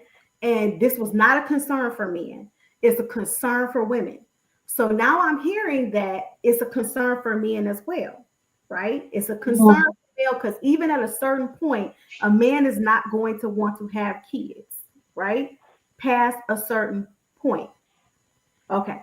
So this goes back to my original point. Basically, this wall thing, I think this is one of those things that we need to go ahead on and wrap this up in a bow. Go ahead and toss it in the trash. Because at the end of the day, we both have a wall. Because while I understand that a woman is always going to be looking for resources from a man, and you're right about that, Vince, I do not disagree with that. That means that your period of desirability is going to be longer. Your peak is definitely later, which we know that to be true. Women peak earlier, men peak later. We get that. Don't disagree with that. But the talking point is not about that, though. The talking point is about this wall, this elusive wall. And what I'm trying to get y'all to understand is the more we hang on to this, what it does is it pits men against women, right? Because, well, we can do this and y'all can't do this. And, well, women have harder times doing this and men have harder. Instead of us having this is another reason why women won't feel comfortable to have a conversation with you about their biology. Because if it's always going to become well, this is something that happens to women. This doesn't happen to men. And this doesn't, why in the world would a woman want to sit down with you and have a conversation about what she's going through biologically if this is how we handle conversations around a woman's biology? It's not going to happen. It's not going to happen. So that is why I said in my original point, and I promise y'all I stand on that. She's not going to, even if that's your girl, she's not going to tell you everything. She's not going to tell you. She's not. She's going to talk to her girlfriends about it, though. So I got a sense. She's not going to tell you. These talking points right now are not helping us anymore at this point. They are hurting us, right? Y'all, these talking points developed and they have been y'all, this is what I mean. We have not graduated. We have not been able to mature. We have not been able to maturate past these particular talking points. It is 2025 going into 2026. We halfway through this year, baby. And we are still talking about these same talking points. I am asking y'all to open your minds a little bit. I'm not saying that men should stop talking about what they want. I'm not saying that men should stop talking about their concerns and their issues with Black women. I am not telling y'all to shut up. I am simply saying that the way we are communicating to others, because listen, the way women are communicating to y'all is not working either. It's disrespectful and it's not productive.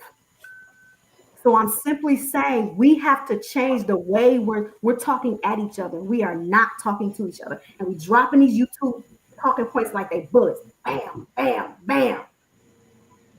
And people they're not accepting them. They're not taking them. Y'all, it's not. No. I push back on that, Chloe. I think men are accepting him because we deal with reality. Y'all not hearing what women are saying. You're not getting it. I'm not talking about another man. We're not listening to what y'all saying because y'all don't know what the fuck y'all want in the first place. I'm not talking about another man talking to another man. Y'all don't want to talk to me. I'm talking about the way men and women are communicating with each other. The show is about what went wrong between Black men and Black women.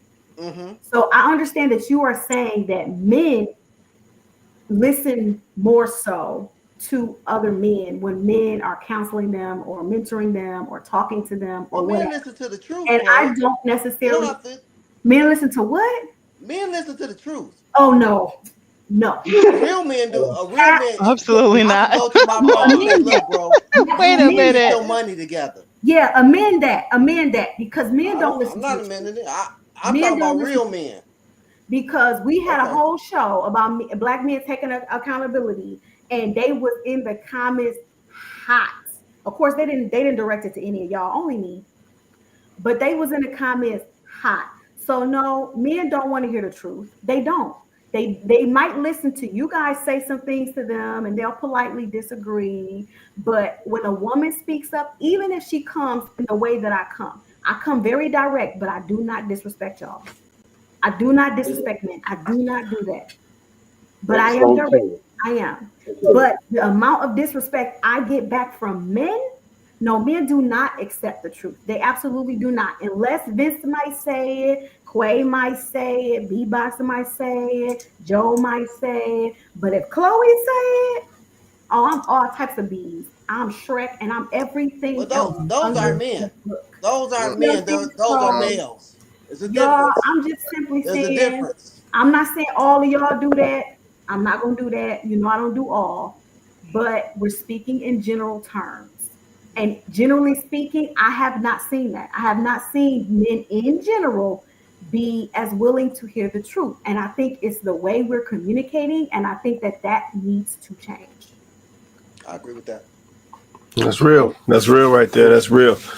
Real quick. May I say something right quick? May I say something right quick? Go ahead, Yeshua. I May I can't say hear the something? audio. Go ahead, man. Go ahead. No. Okay. No, Go ahead, I Yeshua. was What's on you? going to say that. Okay. Black men do accept the truth because he has no choice.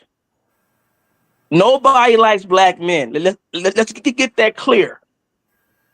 He's the most examined male in America. Period. Everybody talks about him. The, the the media talks about him. Black women talks about him, and they all say how bad he's doing. If they all say he's not doing these things, they all say he's not stepping up to the plate. All of them say it, and that is a fact. You say you want truth, that's the truth. Black men are the most examined species here in America. Period. He is endangered species. The black male is. Everybody talks about him. And everybody takes shots at him. Okay? So what I'm saying, if we want truth, and we both have to accept accountability, and I think that's so much of the key term right there. We have to accept accountability. Both black men and black women. I don't care what you think. You have to be accountable for what you do. Period. And I think that's part of the problem. When I remember back in 1980, I think it was 91, when Sister Sheridan I first wrote that book, and I met that sister in person. She got a lot of pushback from black women because she said black women wasn't used of no one telling on her. Black men get told on all the time. Okay, through statistics, etc. He gets told on all the time. Black men have no problem in saying we screwed up. And that's a fact. We got no choice in to say that. We got no choice. But I'm saying that accountability, and then we can take it further. You know, some of us don't want to deal with the idea of the mental effects of slavery, how that affected us. Coming out of that, we don't want to deal with that because some of us don't say, well, I ain't no African, I ain't this, I ain't that. Well, Negro, you experience something because it's obvious, because we don't think right. All of our ideals about mating, relationships come from white people. It don't come from none of ourselves. It comes from white people. And it doesn't work for us. The way they got it going on, it's not working for us. For some reason, it's not working for us. And that's because we have a system that was put in place to make sure that it disenfranchises, particularly males, where he cannot produce and create certain things at certain times. So that makes him feel a certain way where he does not produce things as manly that different men are allowed can do. Okay, and so I hope you understand where I'm getting at with this. But my point is that we got to understand that we need to accept accountability, man. We got to stop talking about. I don't give a god. I don't care about a woman's biology. I'm not even gonna get in a conversation with her about her biology. I don't. I mean, why would I want to get into a conversation about her biology? I don't worry about that. Okay, so a man, again, because I per se don't have children. Again, I always get folks ask me about not having children, particularly black women, and they say, "Well, you can always have children." I go, "No, I can't. I don't want to be 65 raising children. No, I don't. It's a mental thing. It's not just a biological thing. It's a mental thing for males. It takes a lot of energy to raise a child. It's work. That's nothing to be played with. And that's the consequences that we didn't have. The consequences are that we don't have males raising children properly in some cases. That's part of the problem. And we don't have women raising children properly as well. And that's part of the problem. So that's all I have to say about that. But there's a lot of, if we say that we want truth and we talk about the wall, etc., we have to first set accountability. And like I said before, that my parents and my mother and father generation, they failed to do that, and this is the results that we got. So let me say this, Yeshua. You made some valid points.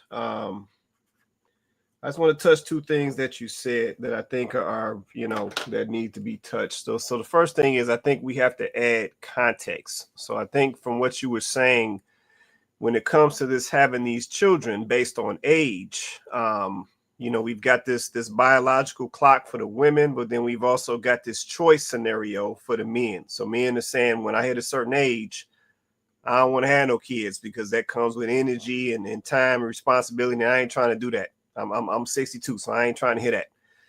And then on the flip side, women, have a biological clock that is in place, right? So they got stages, that they going through as they get older, right? So we had to add, we got to add that context. But the other thing I want to say that I think is important is we talk about history, right? So we talk about history, we talk about creation stories, we talk about what happened in our past, that kind of provided some of the foundation on how we got to where we're at today. But based on that, at some point though, we got to make some changes. Yes, like we know this stuff took place. We know that there was slavery from some of us, and I don't subscribe to all of us came over here on boats and all that. I know better than that. So I don't subscribe to that story. Yeah, I know a lot of us was already here doing what we do. So I don't subscribe to that. But, everybody believe whatever you want to believe. But at some point, we got to make some better decisions. Yeah, we knew and we heard some of the stories of what some of our parents was going through. We heard about the drugs in the streets. We heard about the riots. We heard about the welfare and the black men, being pushed out of the home. Like I said, we heard all of those stories, right?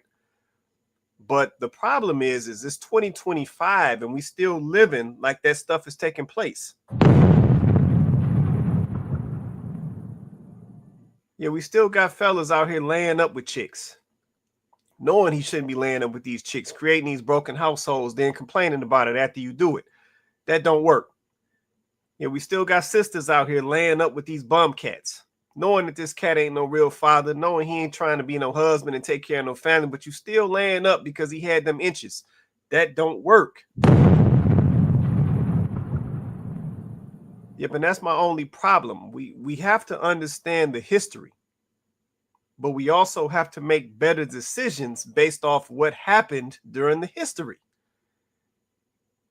Yeah, so we can't go make the bad decisions because we seeing it play out today. We can't go make the bad decisions, but then still talk about the history. Yep, at some point we got to act like we know better. Yeah, there's different opportunities out here now. We got all type of contraceptives. All these random babies shouldn't be running around here, but fellas still laying up, women still laying up. Yeah, we heard the stories when we was younger of people laying up and how it played out, but yet we still laying up and watching it play out just like it did back then. Yeah, so that's my problem. It's like if we're going to talk to history, then we got to talk about turning the corner and doing something different and doing something better. Yeah, we knew folks that came up behind us, they ain't have access to money like we got today, but we got access to money today. So what you going to do with it? Yep, how you going to leverage it? How you going to move different? Yeah, we talked about our families back then struggling. They couldn't buy no house. They ain't had this and they ain't had that. Okay, but we got that stuff today. And going back to the video, the girl still said we only buying these houses at 44% clips compared to these other communities. So it's like at some point as a community, we got to start making some different decisions. Yeah, but what I'm gonna be honest and tell you what I see though. I see a small percentage of us making different decisions, but I still see a lot of us on the nonsense. Yep, going back to Coco's point, we got folks in the comments going back and forth about some hair. Yeah, this ain't getting us nowhere. Yeah. This ain't helping our relationships. This ain't giving the ladies the, you know what I'm saying, for the fellas, this ain't giving the ladies the warm and fuzzies, making them want to come back, you know what I'm saying, and work with you. Like, this not doing that. Yeah, so maybe we need to shift the priority and the focus. Maybe we need to shift it on, you know what I'm saying, what we got our finances looking like. Maybe we need to shift it on what we got our foundation looking like. Maybe we need to shift it to how we articulate and talk to each other. Yeah, if anything, let's get that basic stuff cleared out. Let's get that established. How we talk to each other. You have some basic respect between the men and the women. Like that stuff will help us get a lot farther than her you know, her biological. Like, come on now. So yeah, we gotta, like I said, we gotta get real with some of this stuff. Go ahead, Joe. I know you want to say something. Go ahead, man. Real quick. Yeah, just real quick. Chloe, you made some great points.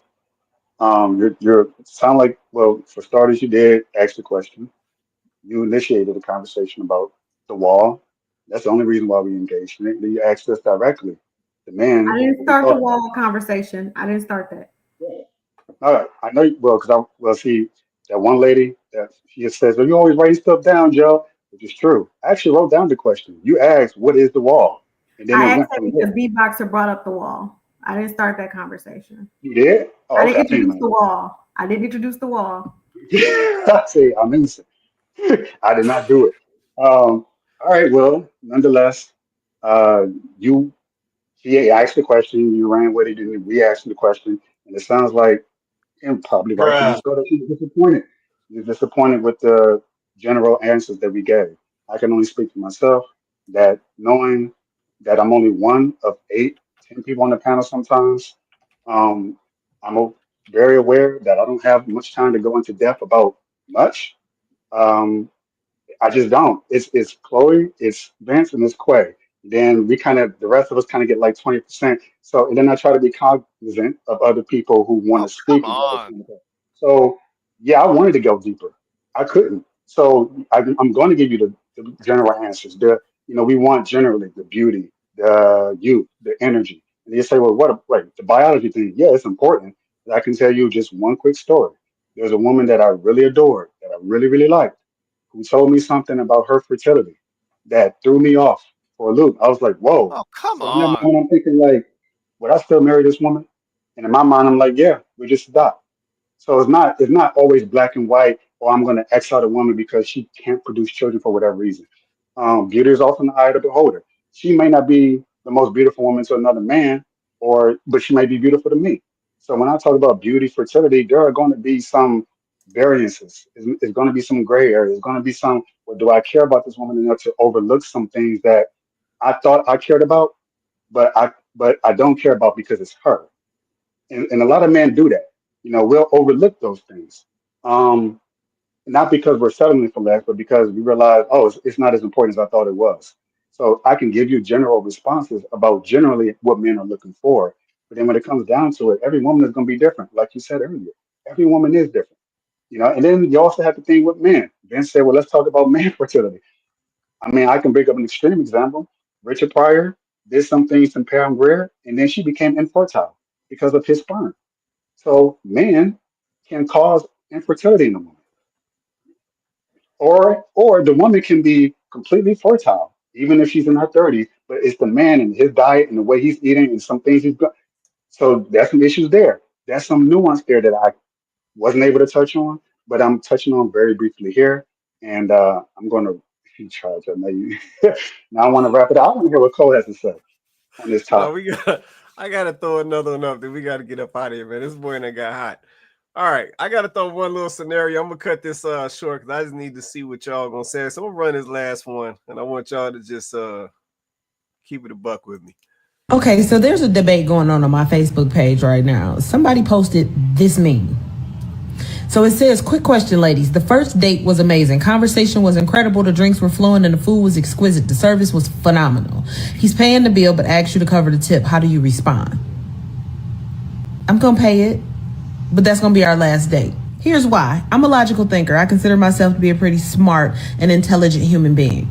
So to me, he's asking me to pay this tip and he's testing me. Don't test me, especially on a first date. We could have went somewhere free and walked up the river. We just had this conversation. We go where your pockets can afford. But you testing me on a first date, to me, says that you'll continue to test me in every category that you deem necessary in order to see what my character is instead of just getting to know me. I'm not okay with that. I'm the type of person who will pick up the whole tab after a couple of dates and or pick up the tip, whatever the case may be, but I am never doing this on a first date. Don't ask me out if you don't plan to court me properly. I'm okay. And this is not about cost. This is not about how much money he's spending on this date. This is about him testing me. Don't test me on a first date. You want to get to know me? Either wait it out to see what my character is like, or flat out ask me. Let's have grown-up conversations, but don't test me because it won't end there. But what y'all think about that? Crazy. All right. So I'm just curious. What do y'all say? What do y'all say to what she said? Do y'all agree? Y'all disagree? What's y'all position on what she said? No, wait a minute, Vince. Wait, no, Vince. Let Joe go first. Okay, go ahead. Uh-oh. First? That's crazy. Oh my God. Listen, I'm gonna keep it short. People test people all the time. We do it consciously, unconsciously. Men know we get tested. I've had a woman I dated purposely walk into a tree to see if I stopped her from walking into the tree. I just want to see if she's going to do it. Well, all right. I mean, weird, but whatever. If it matters to her, I've tested women. Is she going to be considerate of me? If I'm paying for all these things a day or whatever, yada, yada, is she going to pick up the tab? Do I even have to ask her to pick it up? Not the tab, but the tip. Do I even have to ask her to pick up the tip? Is she going to volunteer? That's going to tell me more about her character. If I have to ask you to do something, you probably don't really want to do it. But if I ask you to do it and you do it, at least you did it, and I give you points for that. That's a test. But it's something that I might not even be consciously thinking like I'm going to test her. No, it's just like, okay, if maybe I don't have it, or maybe I do got it. What does she think about me? Does she care enough to want to take care of the server? Does she have any respect for the server?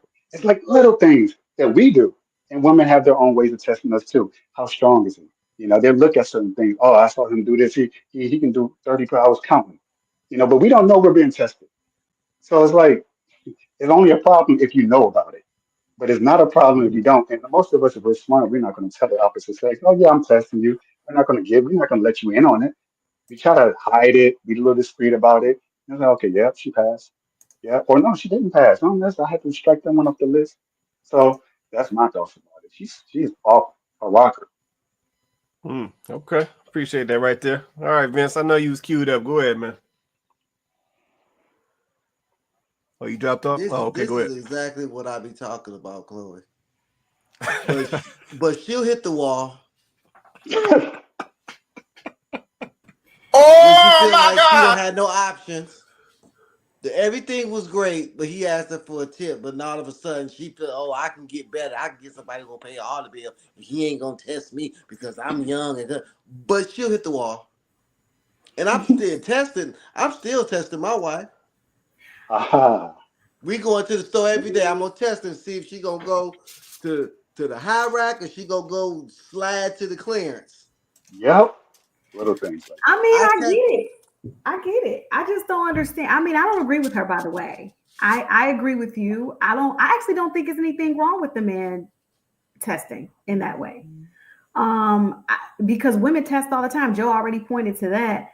And we all test. Like, okay, go with me for a moment. I even think that when a woman says, when she says, well, man that says he wants to take me on a coffee date for the first date, or he wants to, do something like, meet up and have just drinks.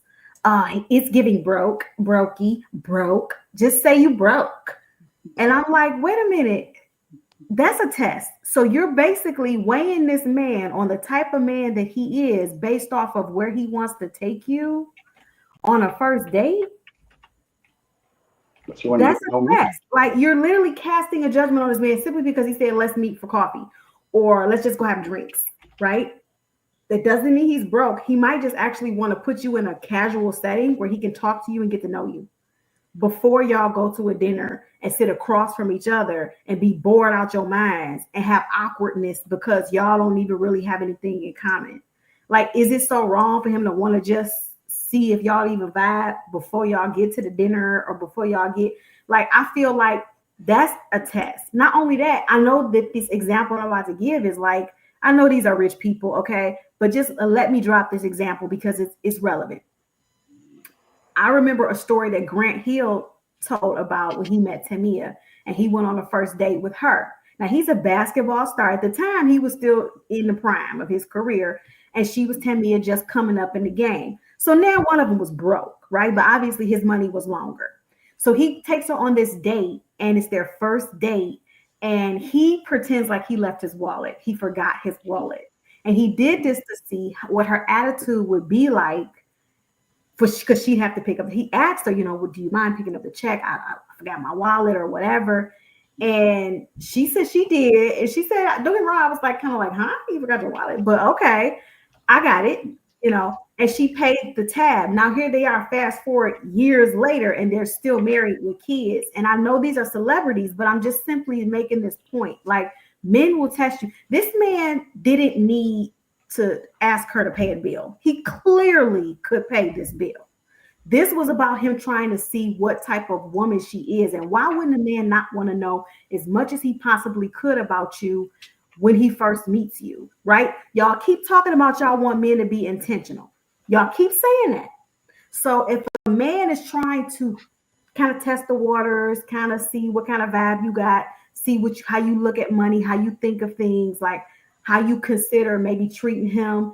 Why wouldn't he do that if he's an intentional man? Why wouldn't he? I just don't get it. Like, why would you have a problem with a man showing his intentionality in that way?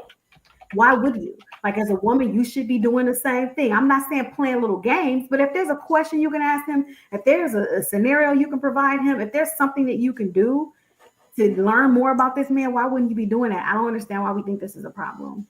She was wrong. Okay, there it is. There it is. Anybody else want to say something? Just come. Let's see. Beatboxer, Cole. You should go ahead, Beatboxer. Yeah. Hold on, Yeshua. Hold on, Yeshua. Let me let Beatboxer go. Then we'll come to you, Yeshua. Go ahead, Beatboxer. Go ahead. This is why Pornhub's winning. Damn. Like some of this stuff is winning because like this is insane. Women want courting in the when we're in like at the times of women want to be equal. I don't get that. That in itself is weird to me. Like you want men to be old fashioned, but you can do whatever you want. I got a real problem with that. I really do. That really pisses me off. Especially when most of these women are virgins. How am I going to court a non-virgin? What are we talking about? So, and also women test men all the time. They test them all. We get what guys call shit tests. We get it all the time. Some of them are insane tests. Like you're like, bruh, what do we do? Like my wife, when we started dating, I'm going to use my wife as an example. She would just talk about random stuff just to see if I would have like just let her go. Yeah. She just talk about the country Mongolia, and I had to stop. I was like, honey, I love you, but please stop talking about Mongolia. Please stop. You're killing me. It's like, well, I just wanted to see if you like love me enough to like let me just talk. Like, no, it's not about love. You're annoying the flip out of me. I had to say the flip. I said something else. Stop talking about that. If you want to talk about that, that's what guys make girlfriends for. Like, talk to them about Mongolia, not me. I don't care about Mongolia. I don't care about the people in Mongolia. I don't care about that. I don't know about none of that. So all I'm saying is this, ladies, y'all are not, listen, y'all, a lot of y'all gonna be single for real. Like, if it's kind of over, I always say this, it's kind of over. You know, there's so many things to do. You saw Mr. Quay last week with his cigar. There's. I mean, I'm trying to say, like, ladies, there's so many things that are out there that are better than y'all. I'm trying to tell you, it's cheaper, and there's women who will do things for free. So y'all keep playing. Oh, And come on. courting is for marriage, not for dating. So y'all need to stop using that. I want somebody to court me, and unless you want him to be your husband, stop even using that word, because people courted back in the day because they was dating one person at a time. So it One, is but they for wasn't that. So dating it three, is. four people. So it is for you to find yours. So you're courting Courting when is you're for finding marriage. your. So you're getting to marriage, right? No, You're no, no. courting Courting, to. no. Courting is for marriage. I've already decided, because you. I want to go into that, but courting is for marriage. It's How do not you for court? dating. How do you court? Hold on a second. People found somebody and said, "This is gonna be my wife." Period. They didn't do no whole lot of dating. People knew each other for 2 or 3 months and got married. They wasn't Okay, doing no but whole lot of when you dating. first meet a person, I'm trying to walk this out. So when you very first meet a person, you're not gonna know the very first time you meet that person that they are your person until you have vetted them, right? I Hmm. think for me, the difference in courting is the intentionality behind it. Yes, that's what I'm saying. If you're dating, there's no intentions there. But that's But like she if you wants a have man to pay for intentions, everything, take if her you're here, take intent, her. but if you Yeah, because your yeah. intentions, you have intentions for this person. So Hmm. because you have intentions to marry, you don't know that this is actually going to be the person, but your intention is I want to get married. So I think this person could be my wife or my husband. I'm not sure yet, but I think this person could be my wife or could be my husband. So I want to get to know this person to see if they're my wife or my husband. That's courting to me. That means you pick one person and you're like, yep, I think this could be the one. But how are you going to know it's the one if you don't? How do you know that upfront the first time you meet No, them? I'm not saying the first time. What I'm saying is most people are dating multiple people. Right. That's not courting. I agree. And men who want to get married and are intentional, they know very early on. You think it might take 4, 5, 6, 7 dates. It took me the second date, and that's just me. I know that's not, but most men I talk to, they be like, I knew that was my wife very early on. It didn't take no whole bunch of, they didn't take no Ruth's Chris dinner and going to Jamaica and the 6, 7 months. It took it very early on. So that's what I'm saying. So we need to stop using this courting and just say we're dating. Because Yeah. dating isn't a root word of it. Well, I just found out dating actually stems from a form of prostitution. That's what it used to be associated with. That's just the truth. And I'm like, oh, I was like, oh, that makes sense.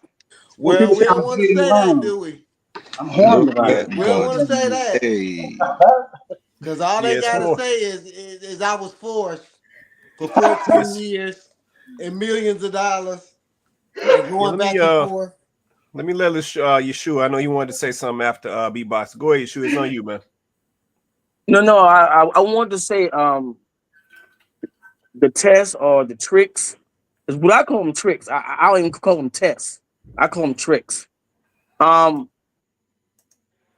I can tell you the tricks that I had to go through. You know what I'm saying? So, you know, for me, in my experience, when women was testing me or testing me or trying to trick me, um, I dated a young lady one time, took her out. We did, whatever the case might be. And so she asked me on the first date, she said, well, she asked me, how do I feel about having sex on the first date? I'm like, what kind of question that to ask me on the first date, period?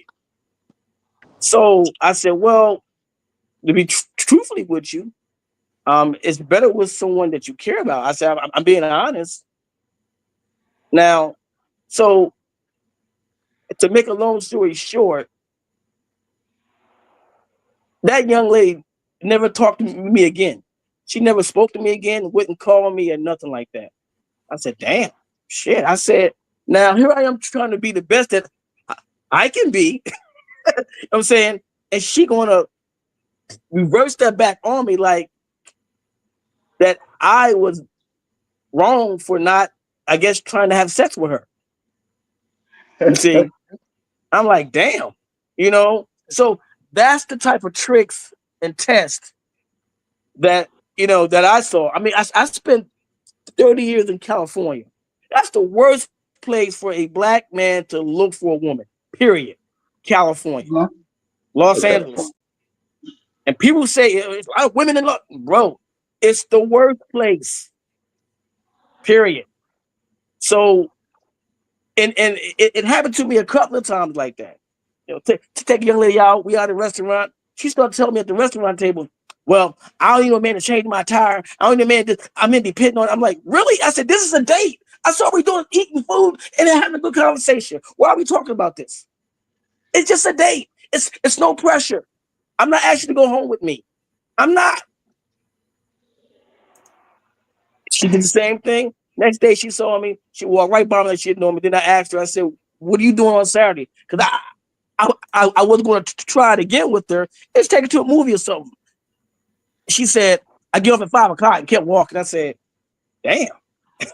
I mean, so what I'm saying, to make a long story short, man, I mean, I'm done. Seriously, I'm done. I'm finished. I'm tired. And I can't keep allowing the same women that I hear on social media talk bad about black men, but instead they do these things to men, and they wonder why men are so confused and screwed the hell up. You see? So on that note, as far as my personal experiences, I'm pretty much finished. Okay? And so, and that to protect my feelings and my health and my well-being. Because I look at some of these women like they're trying to kill me. Seriously. Trying to give me a heart attack, high blood pressure, hypertension. You know what I'm saying? So that's how I do with that, man. But yeah, testing, this thing called test or tricks, it's really out there. And but yeah, and that's how I deal with that. And I'll come on that's my experience. So you Okay, deal well, with I it by appreciate that. avoiding women altogether? That's how you deal with it? Because I mean, Say it when again. it comes to, I said, so you deal with it essentially by avoiding women altogether. Just I deal with not necessarily by bill, but I deal with this by saying whatever happens now happens. I'm not trying to be. Look, I was raised a certain way, and I'm not going to change that. But one thing I'm not going to do, I'm not going to allow someone to destroy me. Okay, I'm not doing that. So I stay healthy, keep my well-being healthy, just by being just the way I am. Guard myself, keep myself up. Don't play any games. You let them know offhand. Look, I'm not playing. I don't have time for the tricks and the trade and all this stuff. Like a sister the other day, about a week ago, I asked her what was her name. She told me, she said, "Why you want to know my name?" I'm like, what's wrong with common courtesy, dummy? So it's just those type of things. You know what I'm saying? So it's just weird. You know what I'm saying? But hey, man. So that's what I got to say with that, man. Okay, no, I appreciate that right there. Go ahead, Coco. I would just say this, like I respect your judgment call on this because you know your situation. I don't. But I would say I would encourage you not to give up on women so quickly because I mean I think maybe unfortunately the women that you ran into they weren't the women that you need. Um and so I would just say maybe don't give up. Um yeah, don't give up. Like, don't give up. It's the same thing I'm saying about to women, right? Like, just because you've ran into a couple of dudes that are not the right guy, they're not the guy for whatever reason, don't give up because we do have to accept, and you talked about it earlier, Yeshua, like we do have to accept our part in how these things go, right? We can't just say, I met a man and he was horrible. And so I just give up on men. Like you gave that man your time and your attention. Maybe he just wasn't the right guy. Like, where was your discernment? Maybe like your discernment was off with this particular guy. Maybe with these women, your discernment was off a little bit, and that's why it went the way it went. So I would just say, yeah, like I wouldn't give up, but I respect your decision. But yeah, I'm not gonna tell anybody to give up on finding somebody if that's what they want. Yeah, but you know, one thing, Chloe, what I want to say, one of the problems with that, and these women at the time were single with no children. The problem that I get with some of these sisters that when they have children, they want my time. When I have children, they want me to be serious about them. I'm like, no, sis, I'm not marrying you and your children. I'm not doing that. I'm sorry. I'm not doing that. Go back to the dude that you laid with and you deal with him. I'm not here to I can't be rescuing you. No, that's not my style. I'm not doing that because I know for a fact if you didn't have those children, you would not consider me. See, if you had them children, you wouldn't care. But you got them children now, so now you want me to. Now you find the value in me. See, I'm not just the nice guy, or I'm too nice. I got that from a sister one time. She said, "You too nice." I said, "Here I go again, another dummy." So that's what I got to say about that. Yeah, sure. Let me real quick. Let me just say this. I would strongly recommend taking a trip to Brazil. You know, you would benefit quite greatly from that experience, and I think it would change your mind real quick because I think you've been here a little bit too long, and I get No, it. I've been to Brazil, brother. I've been to Brazil. Yes, I have 3 times. But that's why I said I'm finished. That's why I said I'm done. Yeah, I'm done. Brazil? Yeah. Yeah. Man, let me understand something because y'all see, I was about to be done with this, but y'all just keep doing it, man. Why? Why is that always the solution?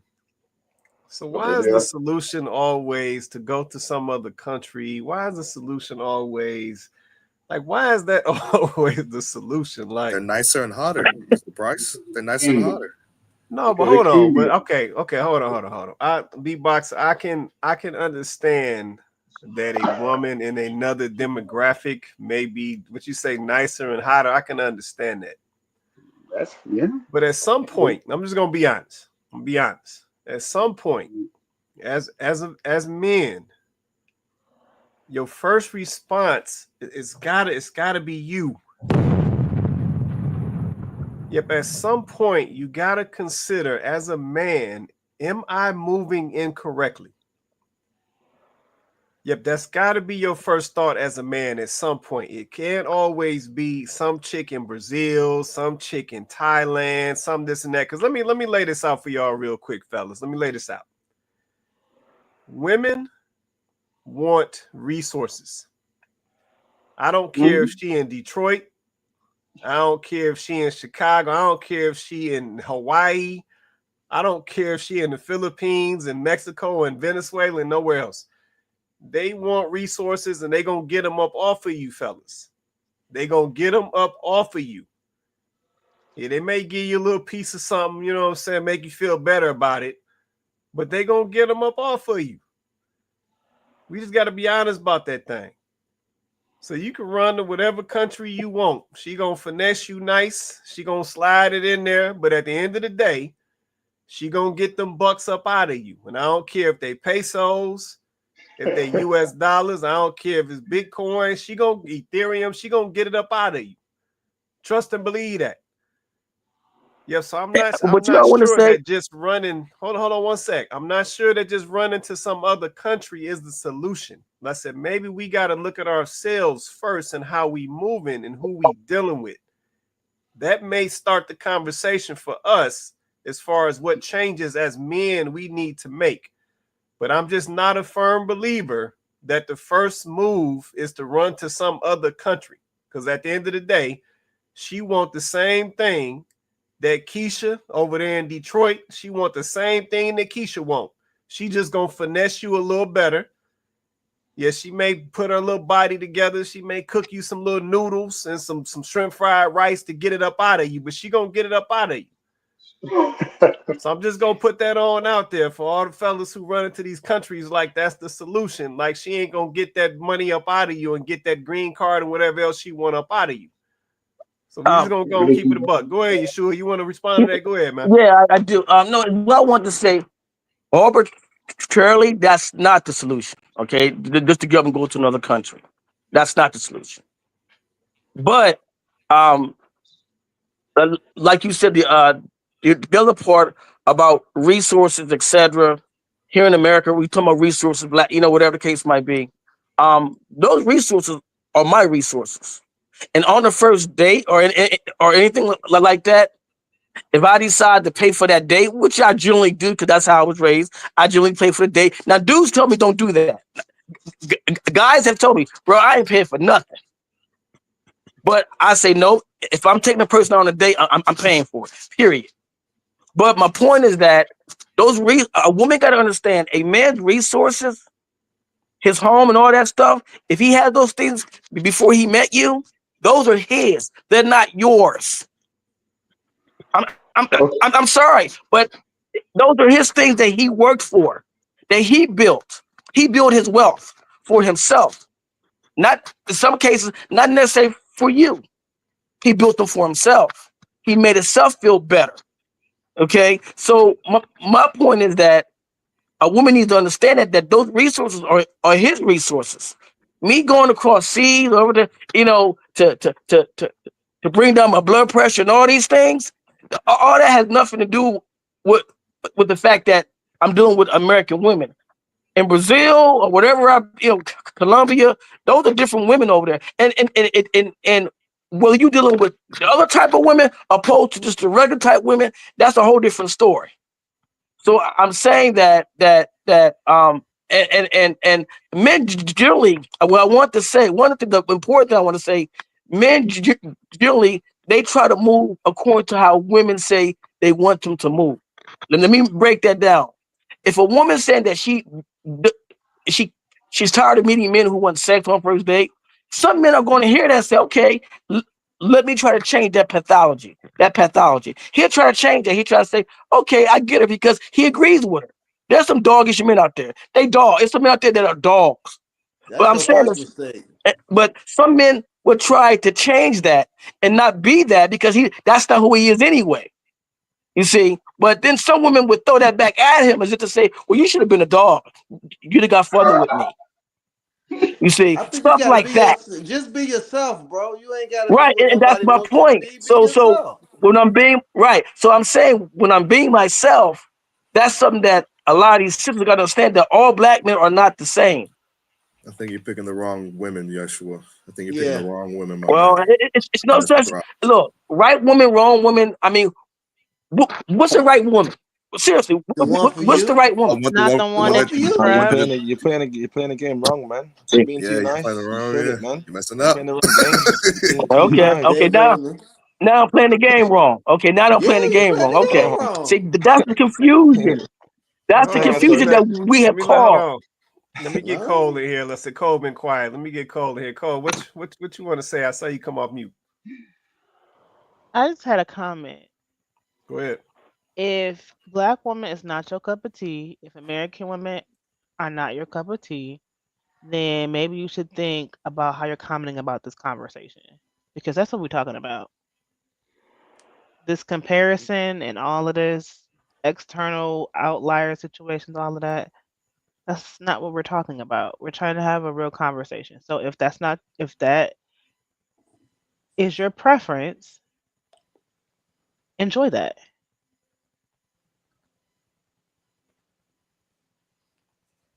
Okay, you gonna leave it just like that, Cole? You just gonna close it out like that? I am. Okay, there it is. I ain't Until mad at further that. notice. Until further notice. Cold. I ain't mad at Okay, that. well, let me say this right quick. Hey, can I respond to that? Go ahead, go ahead. You Then we're sure gonna Well, get ready to can. close after that. Go ahead. yeah, well, first of all, black women are my preference. Okay, that's first of all. But if black women will understand first here in America that we do preference them, they should stop playing the games that they play. Okay, you can't preference a man and then play games with him. Because eventually he gonna stop. He gonna say, okay, this ain't working. Okay. So we gotta be for real. Black women need to be for real on how they choose to play games and tricks with these dudes. But especially somebody like me, who's generally just a nice guy anyway. Period. Ain't nothing thug about me. Nothing thug about me at all. Okay, I would. I don't walk around with my chest stuck out. Yes, Okay, Yeah, hold we on. Let gonna me have to finish my keep it. point. you're We picking gonna the have to wrong keep it thing. 100 on this post, bro. You're picking No, but It's I'm you, keeping it bro. 100. See, It's that's the. you. Hold on, bro. Let me yeah, so finish. I'm sorry. I I'm gotta keeping keep it it 100. 100. It's you. You Oh, 50-something years oh, old with no. no Okay, hold on. kids. You a See, decent looking guy okay, from the thing. It's millions of women okay, out here. You can't get one. You yeah. gotta do some bro. Instead of inner see, reflection, here bro. we go again. What? Okay, this is my point That's your again. life. Hold It's on. your life. I mean, Okay, but you cut me off. it's in the But you cut me off. it's in the conversation though. No, it's Like, not in the conversation. It's not. Y'all do what most people, what the black collective normally do. They start reversing things on you. Start playing psychology. No, it's not that. If we would be honest with each other as black men, black women, a lot of relationship problems that we do have, we wouldn't even have them. We Oh, wouldn't. come on. Oh my gosh. Okay. This dude. You're making me agree with Okay. Cole. I'm mad. You're making me agree with Cole. This never oh, happened before. that's saying that's That That's okay. never You're happened. agreeing with It's me. never That's has happened. hell everything. If you has agree with hell frozen me, over? Has yes, hell frozen I over? agree. Okay. absolutely. You make it. Yeah, this is crazy. Okay. Dude, like Vince said, you're about to be 60. If every single black woman you met is a problem, it might be you, bro. And this is coming No, from a I dude didn't say who based every outside his single race. black woman was the problem. I never said that. I gave you some examples. See, if you're But listening, you're I single. gave But you're examples single of though. women who've been like kind of like You're that's single, fine. right? I can be single all I want. Yes, it's just I the way. choose to be that way. No, I choose to be that way. Man, now you But sound the like the only I thing women. you choose I to can be choose to that be way. Right. single. Which Oh. one is it? You choosing to be that Wait way, a minute, or wait a you minute, hold on, doing it wait a minute, because wait a minute. No, okay, hold on one second. I can choose as a man to be single. well, what Look, you I can go complaining out for there and then? right? date Yeah, why are Exactly. you women. complaining You're, about it? You know what, Cole? Hold I on, ain't hold on one for this second. shit. Come on, and Hold man. on, Let's end this hold shit on because one I don't know second. what bro talking about. but Fuck this this shit. is one reason why No, I Okay, say men don't even I deserve get to it. have I the get it ability hard to both choose ways. We because ain't gonna sit up we here can't. okay, with this okay, but foolishness. This foolishness. of You course, gotta and look and at I yourself, right, right. bro. You gotta look at No. yourself. Hold on again, bro. See, Get in the bro. gym. Okay. Get Go your on, bro, because you're mind not gonna right. let me Get your talk. Go on, confidence bro, because you're up. not gonna let me talk, and I don't want to argue with you. I don't want to argue with you, Not an bro. argument. I It's not don't an want to argue argument. with you, bro. So stop it. Stop it, please. Stop it. Stop it. Go on to the next question, bro. Okay. So I guess men can be delusional too. Wow. Okay. All Oh right. no, no, no, no, no. Oh no, no, no, no, no, no, no, Oh, no. no, Oh no, no, no. Mhm. That's my segment. That is my segment. I've been waiting. I was writing my notes. Will you tell them notes? I was Hey, writing my notes. I was so ready to say this. Y'all jumped down my throat. Ooh, God is so good. Amen.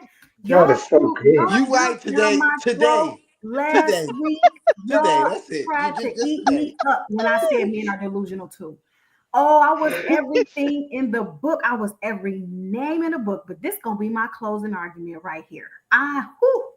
Hallelujah when he do it. Right. But you see how So quickly he when admitted I it. told y'all that men What were it is. delusional, y'all had all kind of problems with that. But now, Oh, and this is no dig at Yeshua because you have made so many valid points tonight, okay? And I appreciate your perspective. But the fact that you guys are having a conversation, sure you don't agree, and that's fine. Y'all don't agree, that's cool. But it brought out the fact that there is delusional on the rise with men. It absolutely is. And for them to say that I didn't articulate my point, let me be so crystal clear then. Men are talking about how disrespectful women are, and I don't disagree. Women are getting on these platforms and they are being very disrespectful, petty, messy, catty, and nasty. They are. But men are getting on these platforms and they're also being petty, catty, nasty, and disrespectful as well. They absolutely are. But then they'll talk about the respect that they want a woman to give them. That's delusion, because we're not respecting each other at all on either side. There's no respect. Then we'll talk about the accountability and the lack of that, right? I read my notes, guys. The accountability and the lack of that, right? There is accountability that is not being had. We talk about women hitting the wall and we talk about women get to a certain point and they're just less desirable. And I'm not even saying I disagree with the concept. I understand where y'all going with this. I just don't agree with the way we're having the conversation. That was literally my only point. Okay. But let's talk about men. Men are making it to these big ages too. Men are making it to these big old ages and they're not married either. And they don't have kids either. Now, there's a level of responsibility that comes along with that. They were just responsible enough to do their business and not have unwed babies out here. Okay, I'll give them that. But that does not prove that just because they didn't knock nobody up, that they fall in this category of men that are desirable. And you can say desirable for whatever reason you want to say it. Resources, looks, whatever you want to say. That does not automatically mean they fall in that category either. That does not mean that. So while we talk about women in this way, we have to understand there's a whole side to this for men. And we got to be honest if we're going to have this conversation really and it be productive. We got to call the men out too. I'm not saying we can't call the women out. I'm not saying that.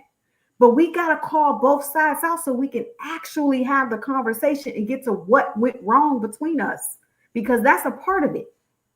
Another thing I'll say, and I stand on this, y'all are not going to want women, especially a woman that you're not sleeping with, that's not cooking for you, that's not your mama or your sister or your cousin or somebody you care about like that, to get on any of these platforms and tell you how to be a man and tell you what characteristics are manly. You're not going to be trying to hear that. You're not. And you shouldn't. You shouldn't be trying to hear that because she don't got no business telling you that. She could share her preferences. Well, I like men that do this and I like men. Sure, she could do that. But she can't tell you how to be a man. So men getting on these platforms and telling women, and I don't care what y'all say, you can have all the preferences you want. But getting on these platforms and telling women they can't wear this and they can't wear that and they should be doing this and they shouldn't be doing that when it comes to their bodies is not going to go over well with women. It's not. Now, if you get with a woman and she's your woman and then y'all have a conversation about how, babe, I actually really like how you wear your hair, you know, when you wear your hair, when you braid it or whatever your preference is for her. Now, that's a whole nother conversation because now you're her man talking to her, not some random guy on the internet that's going on and on and on about something that she prefers for herself, that she don't even know and don't have no type of connection with. That's different. This is what I'm trying to explain to y'all. If we can get to the point where we have the real conversations to where we can kind of bridge this gap, now you with a chick because her mind is right. Now you can have a conversation with her about her hair or her nails or her lashes. And she'll be more receptive to hear you because you're her man, not some random man going on off on the internet. This is what I was trying to say, but y'all don't want to hear it because it was proven in the comments. When a woman opened up her mouth, she get comments like the commenter that said, I'm annoying. Or the commenter that's saying I can't speak on certain issues when this is literally a dating and relationship podcast. Y'all don't want to hear from me, even though what I'm saying is making perfect sense. And I'm actually not disrespecting y'all while I do it. I'm not calling y'all out y'all name. I haven't said anything mean, rude, or nasty to any of you guys. I've just been direct. That's it. But when I start opening up my mouth, this is what happens. So please miss me with this idea that it's all women. Miss me with this idea that women are the only ones that need to come to the table righteously. Miss me with this idea that y'all waiting on women to do something. Because there are women that's waiting too. We're waiting too. That's what we're wrong.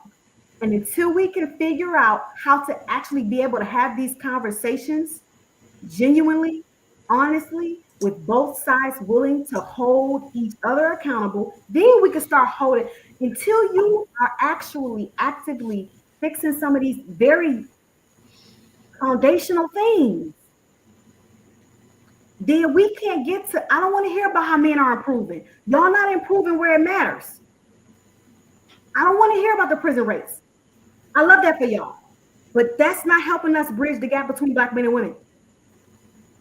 So until y'all can start working on some of these things, then you can't keep holding this stuff over our heads saying how much evolved you guys are as opposed to women.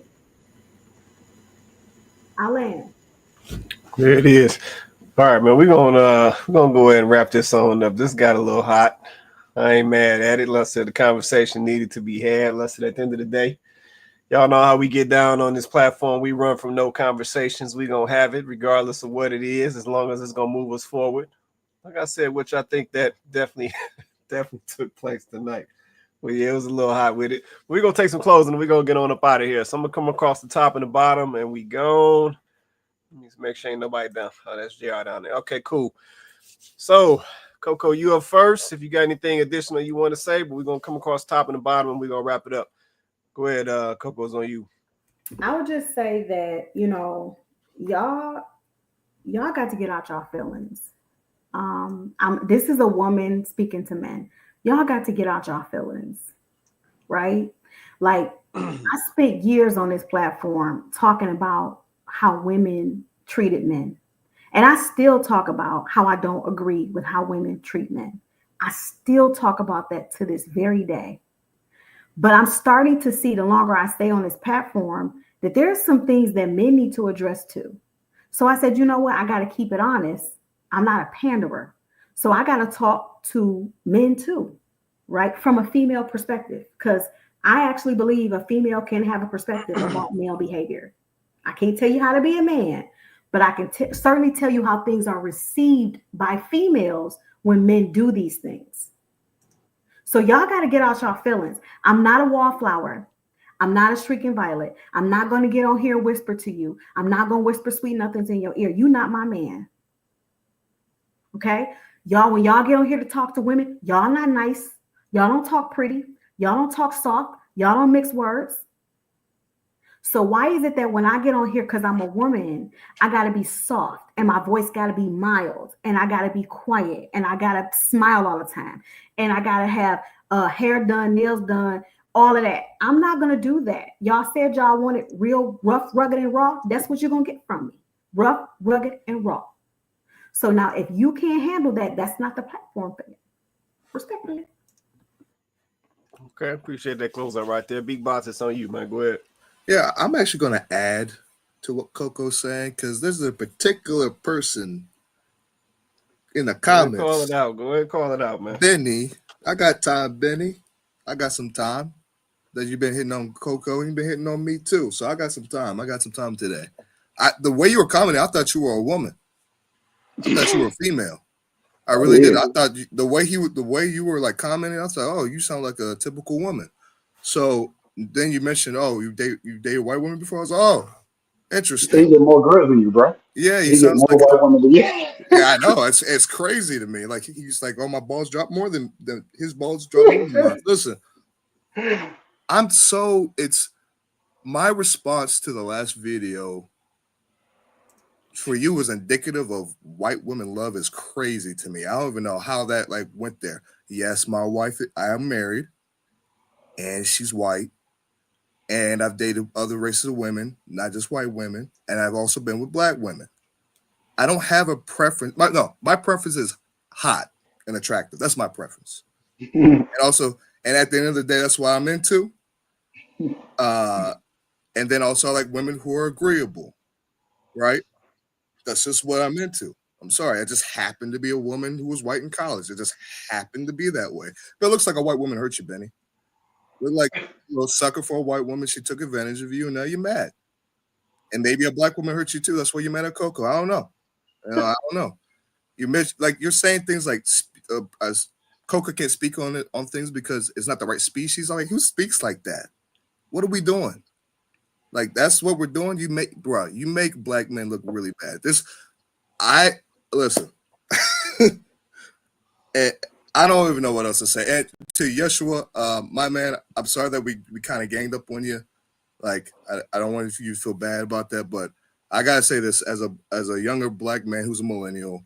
Like at any time when if something keeps happening over and over and over and over and over and over again to you, it's probably you. I'm a firm believer of that. I really am. Like if things just keep happening to you, it might be but you have to look inside. So, but yeah, Benny, I got time, my man. I have a feeling you're not married. I have a feeling you got some problems that's going on in your life. So do better, my man. Do better, nigga. There it is. There it is. Be about to a therapist now. All right, Cole, it's on you. Cole, it's on you. You want to say anything before we get out of here tonight? Just come off mute. Go ahead. Regarding the topic, like where do things go wrong with black men and women? I would say the respect, communication, and just overall willingness to work together are the three major things that I see. I don't know. I mean, I feel like there's been a lot of talk about different aspects of it.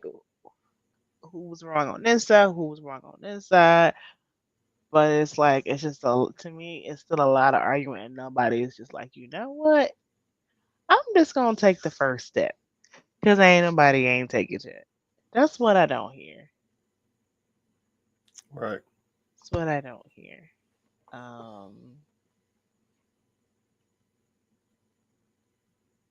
We'll see how the rest of the year play out, but that's what I hear right now, and it's rough. Okay. You want to leave it like that? That's where you're leaving it? And I will reiterate, if American and black women are not your preference, enjoy what you like. But primarily what we talk here when it comes to issues with women are typically American and black. And those are the specific situations that we're trying to address.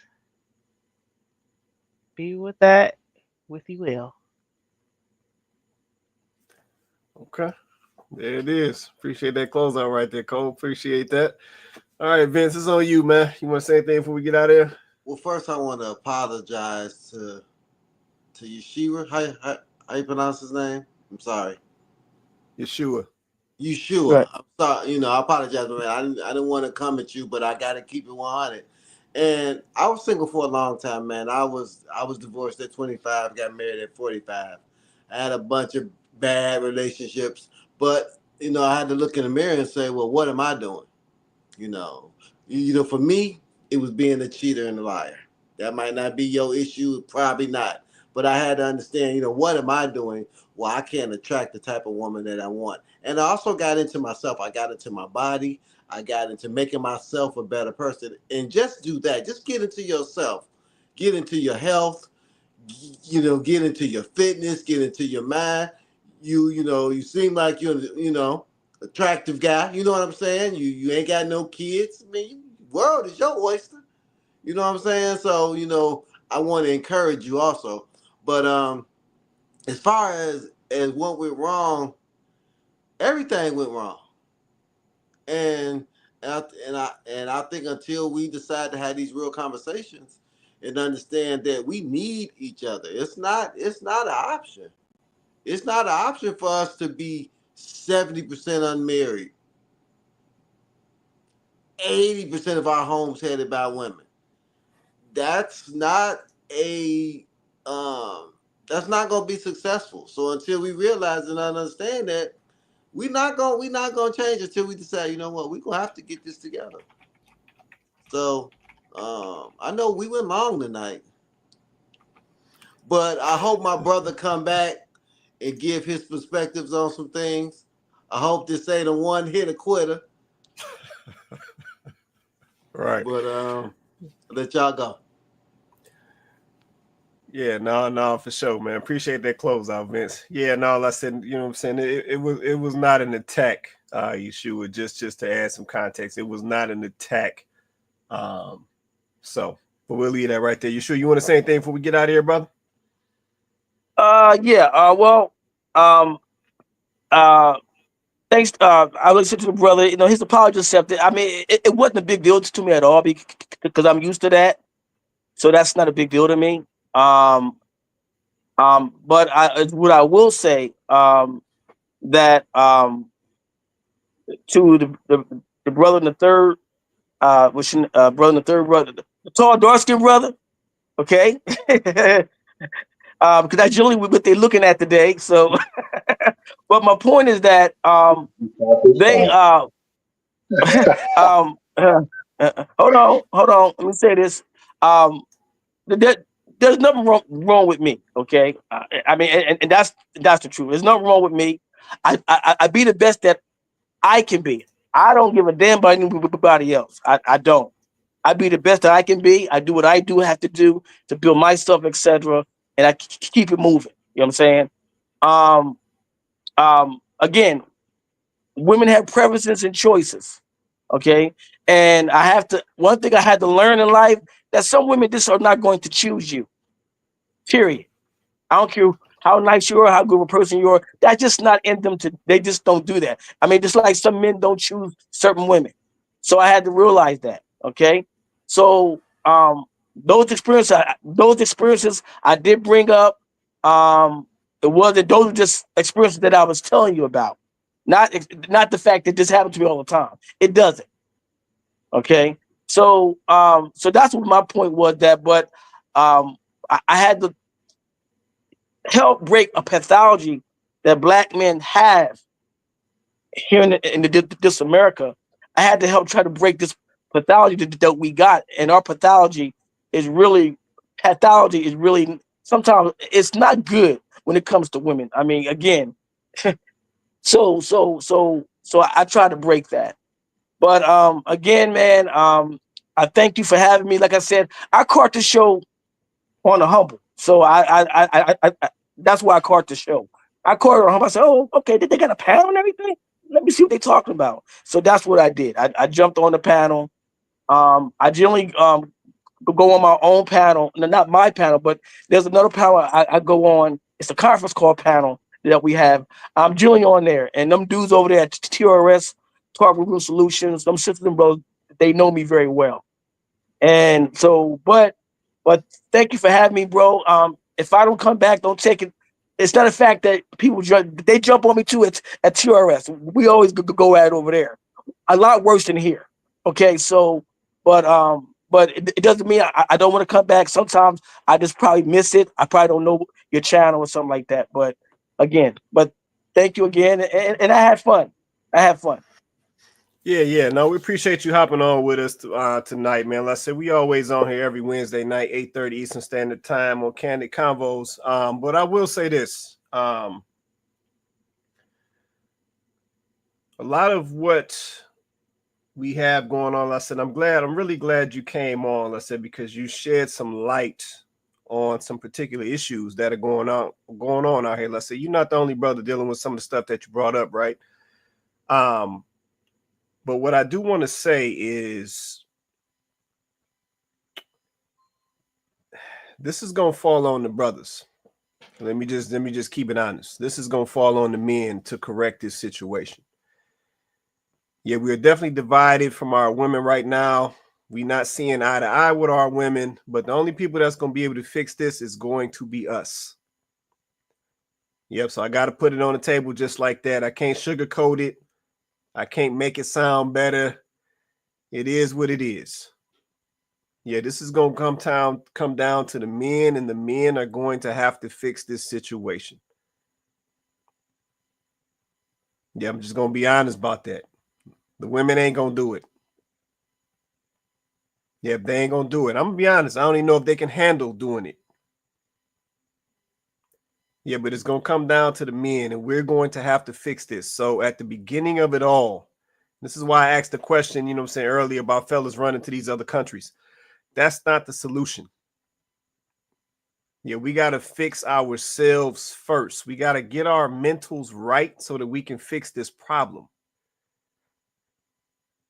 Yeah, so running away is not going to fix it, because at the end of the day, it's going to touch you somewhere or another. It's going to touch you through your kids.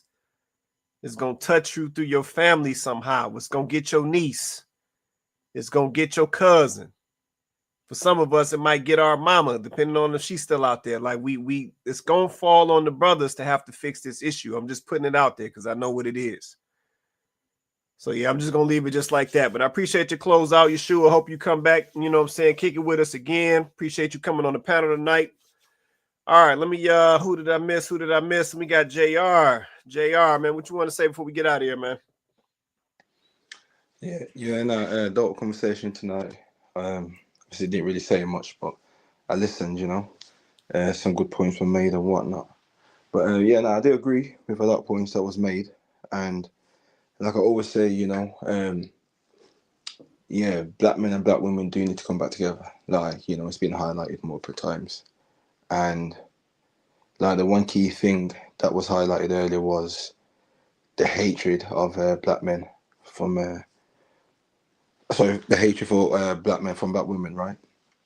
And black men understand that. And Mr. Price just highlighted that it's on black men to, you know, lead this and try and fix the situation. And black men know this and we understand this. And like I always say, both people need to come back and sit down at the table, right? But the other side isn't open-minded to even attempt to try and have a conversation, you know, because I've always highlighted, you know, the fighting, the negative stuff that was caused previously. We don't want to go through that. We understand, and I've said it previously, right? Like you said, it's on the men to lead it, because I said it's the men that lost first. And then, of course, how can we then ask the women to come back round if we're the ones that allowed this to happen? So I do agree with that. But like I said, the younger generation, yeah, we have played a key part in, you know, the emotional side and all that stuff, you know. Yeah, because ain't nobody perfect. They've done it to us as well. But like I said, we are willing to give grace and we are willing to take accountability for what's happened and try and lead the charge. But the other side need to be open-minded to it. Because like I said, because the damage has been so severe, we're going to need assistance from both sides to actually get along. That's the first thing. Just get along. Have a conversation. Yes, we might be the ones that might not necessarily win, but let's try and create a pathway for the next generation to win. We've got to start being selfish. And I'll leave it there. Thank you. That's real, man. That's real. Appreciate that closeout, JR. Joe, it's on you, man. And we go. What you want to say before we get out of here, man? Yep. You said something about fixing ourselves. Well, you know, when I mentioned the Brazil comment, that was in jest. Um, Obviously, that is not the be all end all solution. Any man, you know, you take yourself everywhere you go. They say, and that there's some truth to that. But also, while y'all nodding your head, I'm about to say something y'all don't like. It can also be a solution. A man can find himself having developed himself, built himself up, and still not be treated the way he knows or feels like he's been developing himself until he goes outside of his immediate environment to see, oh, so my value is now being reflected accurately to me, back at me. There is cases where a man can build himself and do well and still be treated Facts. like dirt. And that man's mind can start thinking, well, maybe I got to work harder. Maybe I had to do more. I had to earn more money. I had to be more this. Until they go outside of their environment. It doesn't have to be a country, but it can just be a different city altogether. It's like, oh, so why is this different here? And but the women treat so that happens sometimes. Sometimes it is the man. Sometimes he just looks like shit, acts like shit, talks like shit, and he thinks that if he goes someplace else, he's going to get a different result, but he still gets shit. So it's just a situational type of deal.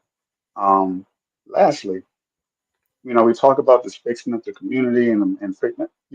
It's interesting that the burden seems to be on the man to fix problems that, at least for me, I didn't start or I didn't cause. So I got my own issues to work out. The way I say, if I'm not being paid to solve someone else's problems, I'm not going to solve that problem because it's Oh, not my come problem to on. solve. Just because I look like a certain group of people, just because I have the same hairstyle and same texture, it's like, man, that's a lot of stress. That's a lot to put on someone and say, well, I caused this problem, now you fix it. Because you're the leader, you're the man, so you're supposed to do it because you look like us. So you wait. So you should be you should be working on yourself, and I should be inspired to want to step in and say, okay, I can see her making an effort to want to fix this problem. But if you're just saying, well, I caused these problems, I started a fire, now you build the house back up because you're supposed to lead the charge in that. Well, but you burnt the house down. So if you're not willing to provide the building materials to help me do that, you want me to do everything from buying to painting to the foundation to laying the concrete. That's not going to work for me. I'm just going to bounce because I built myself up. I solved my problems, the mental, the emotional, the spiritual things that Quay you just talked about that a man's supposed to do. I agree, but that doesn't mean that I have to stick around and fix a problem. This overwhelming problem that is not my responsibility.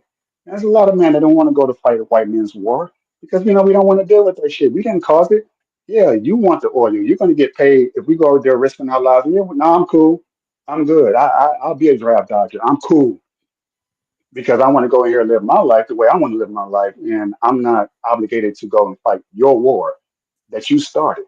It's the same exact mindset. But if you can convince a man, and I'll leave it on this, if you can convince a man and a group of men that, hey, listen, you guys really need to do some things about these issues that we have in our community, and a lot of men are going, yeah, yeah, you know what? I think we should band together, and then they end up burning a lot of time, a lot of energy, and a lot of money trying to fix problems that they can't solve because the people that they're asking to solve these problems are still burning things down. It's like, wait a second, it's not. So it's got to be a two-way street. It's got to be. It can't just be put all on our backs and say we have to carry the burden of problems that we have had some issue that we have participated in, but a lot of issues that we did not participate in. So I'm gonna rock Mm. with that. Y'all have a great night. See y'all soon. Okay, we appreciate it, Joe. Jay, hold on. I think JR want to respond to that. JR, I saw you coming off mute, man. You want to respond to Joe on his point? Oh, I wasn't necessarily want to respond to Joe, but I just want to leave just a little thought, right, for the panel and people watching, right? With what we know now, obviously, with the black race, right, and what's going on, etc., etc. Going back, I just want to ask a question. If we all went back to the beginning, right, but where we all started, before we got defeated, who was the strongest?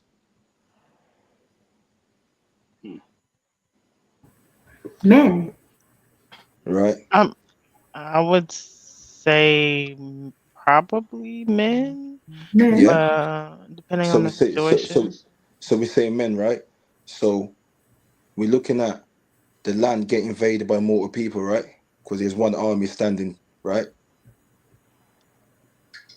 So if that's like the thought process, where once upon a time we were standing tall and it took a lot of people to come and defeat us, just imagine if we could go back to that, if we actually go back together.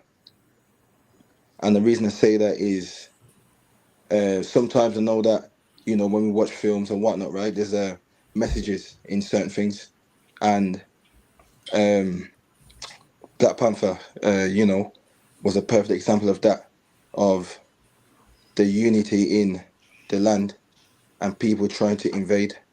Yes, there's still going to be conflict within, right? And you got to resolve that no matter what. That's just how it goes. But when people are trying to come for you, you're gonna stand tall, and both men and women are gonna unite and work this out. And even though the man was the one that was standing tall and leading, it was still the women that the man would turn to and get advice from, because we value our women. Like I always say, we're not here to fight you. We're here to work with each other. Okay. Appreciate that right there. Appreciate that. Can I say something right quick? Go ahead. I see I'm it's sorry. about to get I'm hot. sorry, Go man. ahead. I'm sorry, man. No, but no. I wanted to say to the to Chloe, disregard those comments in the chat. Believe me, don't worry about those comments. I mean, from what I'm saying, I think you, I know that you're very intelligent. You're a very nice looking sister, and just disregard those comments. You know, dudes are going to say dumb things. That's what they do. Okay, so but I would say to you, don't worry about what they're saying in the chat room about you. That's just that's irrelevant. I mean, don't even worry about that. That's what I want to say to you. One Thank way you. of doing good is go have haters, man. So, no, I say go ahead, let them hate, because that Yeah, means she's doing something right. She got something to say, and they're listening. So if yeah, she's not getting no yeah, response or yeah, anything, whether it's positive or negative, then yeah. she's not doing something Right. right. Oh, Joe. Yeah. All right. I Hey, think at that the was end of the day, everybody. we ride for Chloe. Ain't nobody fucking with Chloe now. That's right. We'll have to find somebody. Yeah. Mr. Price, let Yeah. me do one thing though. This I did say there's a comments, but there's a lot of Joes walking around. That's why I say it's kind of over. There's a lot of Joes who are saying, I didn't make this problem and I don't want to save y'all. Yep. So I don't Yeah, it's true. know. And this is the thing. I'm very sympathetic to that thought process. I kind of am sympathetic to that. Like I understand it. Mhm. So I don't know as a community how we're going to get past this if there's a lot of men out here, especially young men, who are like, I don't want to fix it. What do I we get do? that. I get that, but like Quay said though, and I listen, Joe can disagree with me. He has the right to do that. But I think Joe's opinion is going to change when he finds his lady and they have kids. And then he's thinking about what the future is going to look like for his children. Because at the end of the day, now I could be wrong. I could be wrong. But something in me tells me that when he finds his lady and he has kids and he's thinking about what the future is going to look like for his sons and daughters, that his opinion of this particular subject may change. But I get what you're saying, Beboncer. Like for a young man, especially the generation, like the young generation coming through now, it's probably very little motivation for them to get involved in this fight because a lot of them may feel like it's not their fight. But like Quay was saying, this is going to affect you in one way, shape, or form. So if we could stop being selfish, like JR said, then we would understand that eventually this is going to catch up to this is not going to, we're not going to continue. Like the fact, I think that this is one of the reasons why we're at the bottom. We want to put it on systemic, we want to put it on our history in this country, we want to put it on a lot of different things. But we never want to talk about what we're doing to each other as a community to keep each other down. Our community, it's proven. It's been proven that when we unite as a community, we can get a lot done. This has been proven time and time again. But we're so just separate now, and this chasm between us just has grown so much. And I think that's part of why we can't advance, we can't progress the way that we really could as a community. It is affecting us. And I don't think we realize that it's actually affecting us right now, but we don't think it is because we're on our own little bubble and maybe the things for us is okay, or we're just satisfied at the moment, or we're content at the moment. But we don't understand that we keep having these conversations about why we're so behind as a community because we're not a community. Yeah, but let me say this, and then we're gonna get on out of here. To the fellas out here, you can't pick and choose. Yeah, you can't pick and choose. So this is a boss leadership CEO conversation.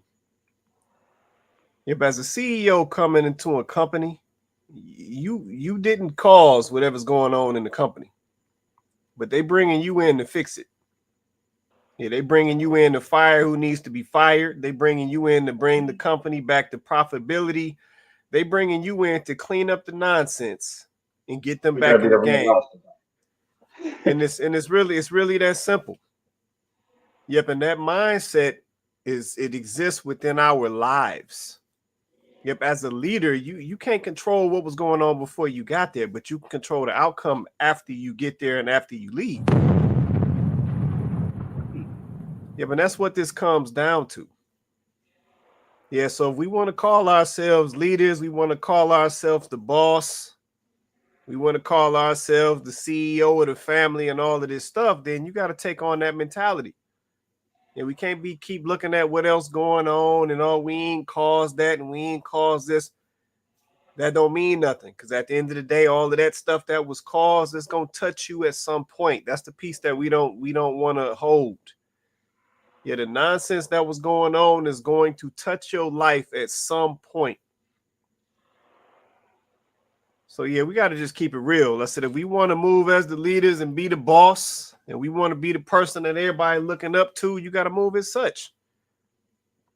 Yeah, the excuses, we got to throw them out the door. It's just that simple.